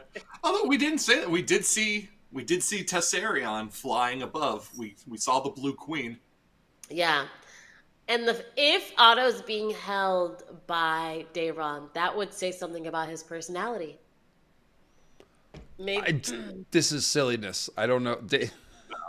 Daeron's a good kid, like everyone said. He's not holding Otto prisoner. What are we talking about? He's not holding. If Otto was talking crap to him, he's like, "All right, get in the box." No, Daeron needs get back in the box, Dad. Get in the box. Daeron needs to be the sweet, likable prince that everyone says he is, to make us, the one. Him and Helena, the only good sides to Team Green. Yeah, Team Green fell apart real quick, honestly. Like, stunningly fast. Poor Lannisters out there recruiting a navy to fight the blockade. It's like, There's no one home by the time you get back. Dank Moody, nothing to add. Thanks all three. Yep, no problem, man. Let's take care of a couple more of these here. We're getting close to wrap it up time, and so I want to make sure I get all these these super chats. Cole feels powerless. His experiences mean utterly nothing compared to what he saw. It's like watching the first nuke land. He's broken. Yeah, we definitely rinsed that topic, Thomas, but I think everyone was, well, most of us were moved. Nettles wasn't moved. She observed the scene. She was not moved.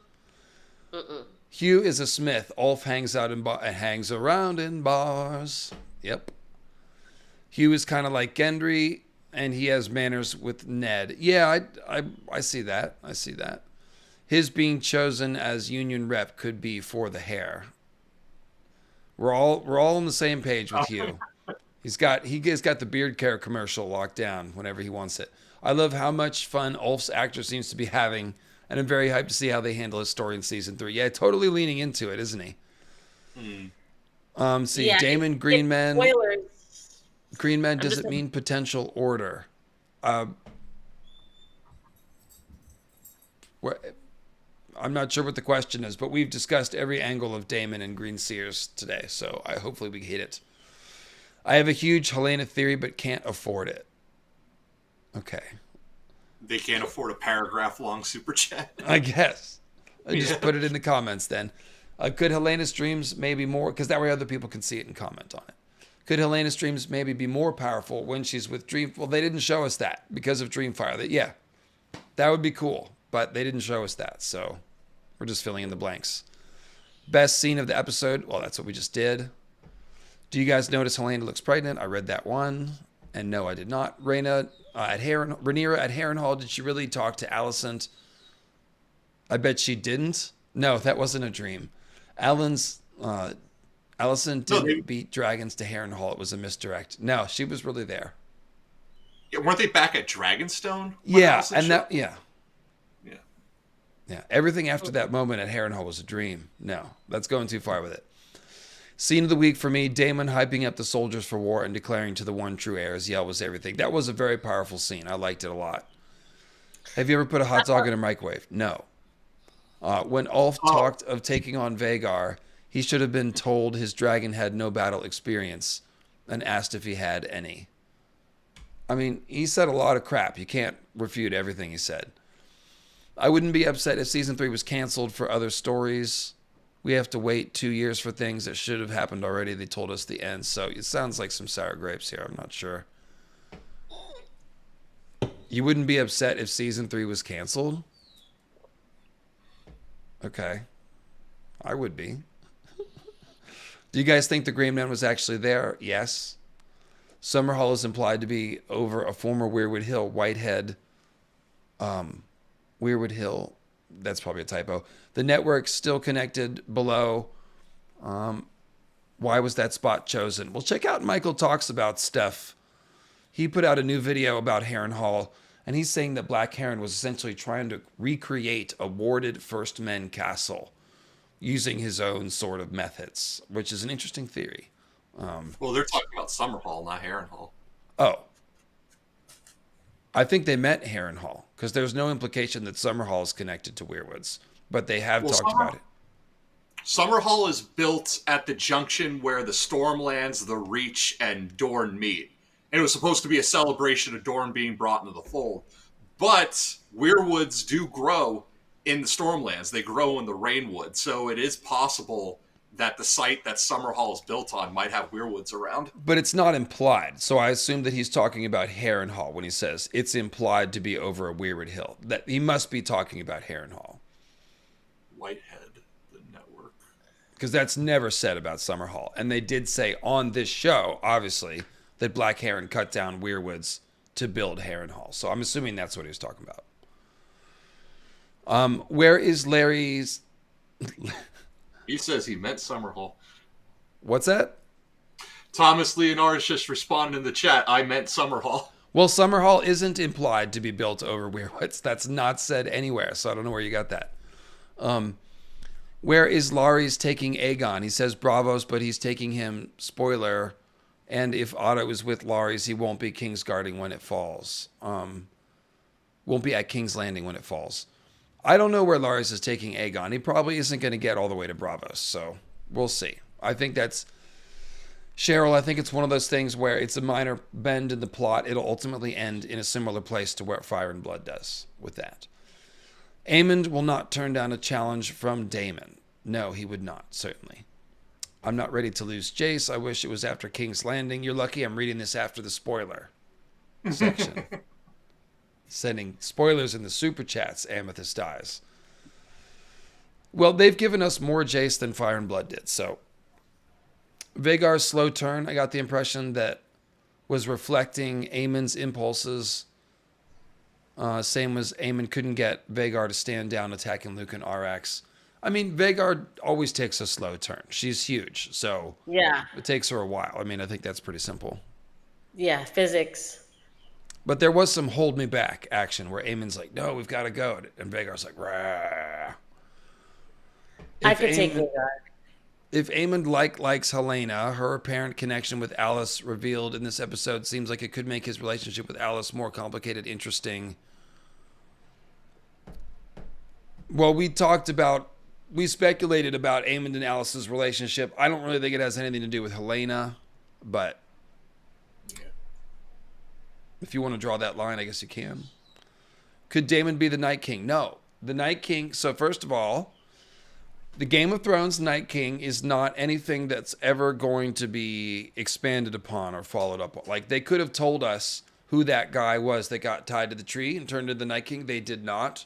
House of the Dragon doesn't need to tell us that. And so nobody's the Night King. Also, that happened thousands of years ago, even in the show timeline. And so, no. The answer is no. In the Night King, like I said, in the books, the leader of the others, who has not appeared yet in physical space, but may be the thing that people perceive as the Great Other, I do believe is Azor Ahai, who is the first Daemon, if you will. Daemon is very much an Azor Ahai echo. So, and thus we have gotten through all the super chats. All right. I have a question. Yes. Why do you guys think Sir Simon Strong wrote Rhaenyra? Like, why did he tell on Daemon, basically? Like, he basically did I'm telling the teacher, and made the teacher come over to the desk to see what. Because once he had an army, it was more important. Like, he gave Daemon a chance to figure out what he was doing. But once he has the army there, and he overheard that conversation with what's his name, because that was Rhaenyra's man trying to convince Daemon to turn against Rhaenyra. So once he overheard that, he was like, "Oh, you might want to come check this out." I think it was more about getting the word out that Alfred Broom is the one saying these things more so than Daemon. Like, I think he wanted to warn her, like, "Hey, this guy of yours, this Alfred Broom guy, you need to keep a close eye on him because he's talking out of school. He's saying things behind your back." And he might not know how Daemon responded. Sorry, go ahead. Why is he so loyal to Rhaenyra? Where does he even get her phone number from where he could be writing to her? I think he's probably, as an old guy responsible for other people's lives, he probably wants the least chaotic option. Daemon turning against Rhaenyra makes this thing a lot messier. So I think that enough. Okay. Cool. That would be my answer. And then as far as, if you had the captions on, the Weirwood whispered the word traitor when Simon Strong was talking to Daemon. And then a minute later, Daemon was like, "Oh, you're a traitor, aren't you?" So it's kind of implying that, like, Daemon heard that whisper, you know. Yeah, you just said, like, "I took you for a traitor." Yeah, exactly.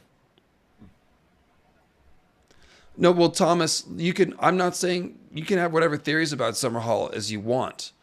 But when you say it's implied that there were Weirwoods there, that is not the case. There's no implication. There's no mention of Weirwoods with Summerhall. There never has been. So it's not implied. If you want to theorize about that, that's fine. I'm not saying you can't. I'm just saying it's not implied. That's why I thought you meant Harrenhal, because it is implied that there was a Weirwood Grove there. Yeah, like If George wants to write it that Weirwood's go into the construction of Summerhall, that'd be cool, but he hasn't come out and said it the way he has with Harrenhal. It's a point of power. Aegon the Fifth dies trying to bring dragons back at Summerhall. Ghost of Highheart dwelled there. Well, the Ghost of Highheart hangs out there after Summerhall, the tragedy happens. That's why she hangs out there. Now, could it be a hinge of the world or something? Sure, maybe. But the only clue about that is that it's the place that Aegon chose for that event. There's no other information about Summerhall that it's magical or anything like that, unless I am forgetting something. Correct me if I'm wrong. Well, let's have to look up Summerhall and Weirwoods and see if there's even There's just not. the slightest mention. There's not. I promise you. I know the books better than that. I would know. So, yeah, I'm not missing anything. It's just a theory. Like I said, I would expect there are other hinges of the world. George has introduced the idea that there are magical hotspots and that people build places on top of them to take advantage of that. Winterfell, the Night Fort, Storm's End, probably Old Town. Sure. So, could be. I'm just not aware of any clues about it. That's all. Yeah, Summerhall at the moment being built on the Dornish marches seems to be more of a political symbol than any sort of magical thing. Ley lines, weird lines. Yeah. So I think that the name Elaine Stone is a joke about this. A lane stone, like a stone that you laid down, a lane stone, because that's usually what you do with ley lines is you make the stone circles there. So you lay down stones at the ley line. So a lane stone. Yeah. Oh, Dave's cooking. Let Dave cook. So, there's no question Harrenhal is some sort of magical vortex feeding off of the God's Eye. That's pretty clear. So, all right. Who's winning the war? Who won the episode? Who won the episode acting wise? It's very clear who's winning the war at this point. This is an easy Team Black one. We don't need to do that again. Team Green doesn't even exist hardly. So. Yeah, either Alan for me or Ulf. Because Ulf Okay. made me dislike him in one episode, so that's powerful Yeah. acting. But then Alan also showed the chops. So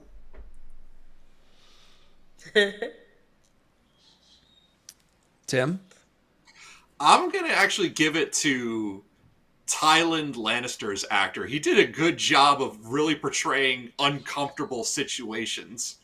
Especially like when Shikaro says, like, how would you like to feast on the body of your enemies? And he's like, I wouldn't like that. And then he's just like, so are you denying, the hospitality of my house?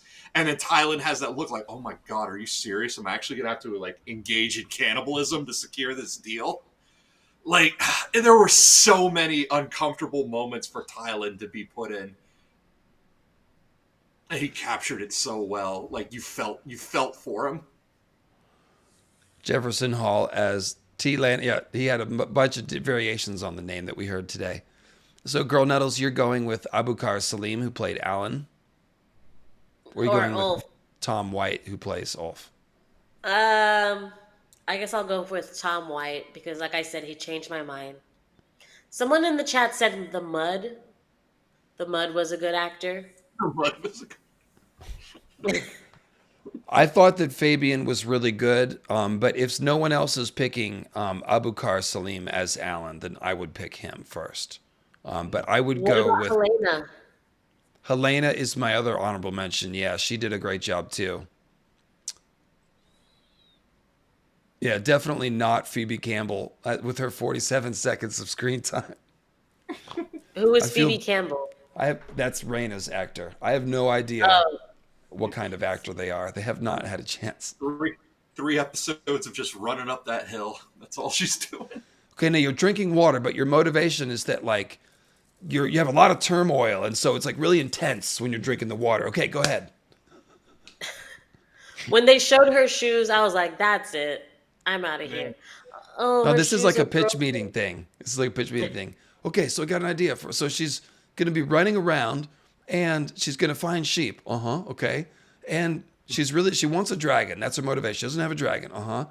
And so she's gonna keep looking for this dragon. Uh huh.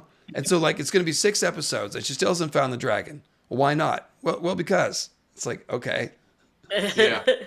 It's like, I okay. sure hope it was worth it ditching your little brothers to go chase that dragon. You think maybe she'll have some regret or remorse? I hope Well, nothing bad happens to your right. little brothers after you ditch them. Right. So he'd be like, well, so she doesn't really do anything in the veil. He'd be like, this sounds kind of boring. But then she runs away from everyone. Oh, that sounds interesting. Why does she do it? Well, she's bored. Okay. I was bored too. I get that. Anyway. All right. So we've got our choices. And for the other, if you want to vote on the other, then that'll be for, I guess, like Helena or who was the other person they mentioned? Or yeah, Kristen Cole. This is always a tough one. It's lots of good performances, so Who's Tom Bennett again? Oh, as Ulf. Okay, okay, okay, okay. that's your pick. Abukar They really. Salim coming in strong. Do we think? So I think next week when we do the wrap up stream, do you think it's going to be spoilers or what? Maybe we'll divide it in half cleanly or Half. something. Yeah. Do you think they made use of Mother from Raised by Wolves this season? No. Whatever they did with the veil got truncated weirdly. They did a whole thing that got cut, and then they just took what was left and made a little small version of it. I feel like that's what happened. It's like, wow.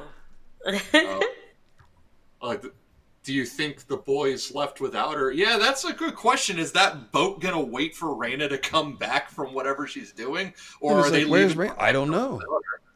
No one cares. They didn't know her name. They think Raina's on the boat right now. No one knows. No one cares. Yeah, no, it's They're like, yeah, everyone's here. Let's go. Like, no one's gonna spare a she's doing such a 13-year-old like emo. No one cares about me. I'm just gonna run away. It's like, okay, girl. I hate my family. Oh, We gave a spoiler warning a while ago. we did.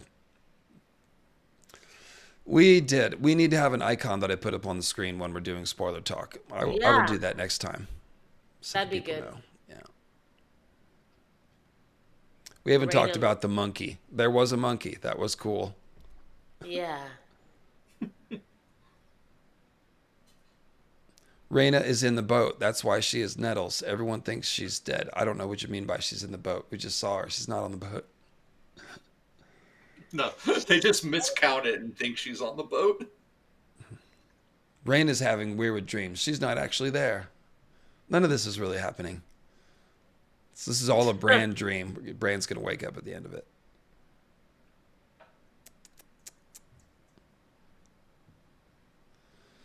The monkey was neat. All right. All right. All right.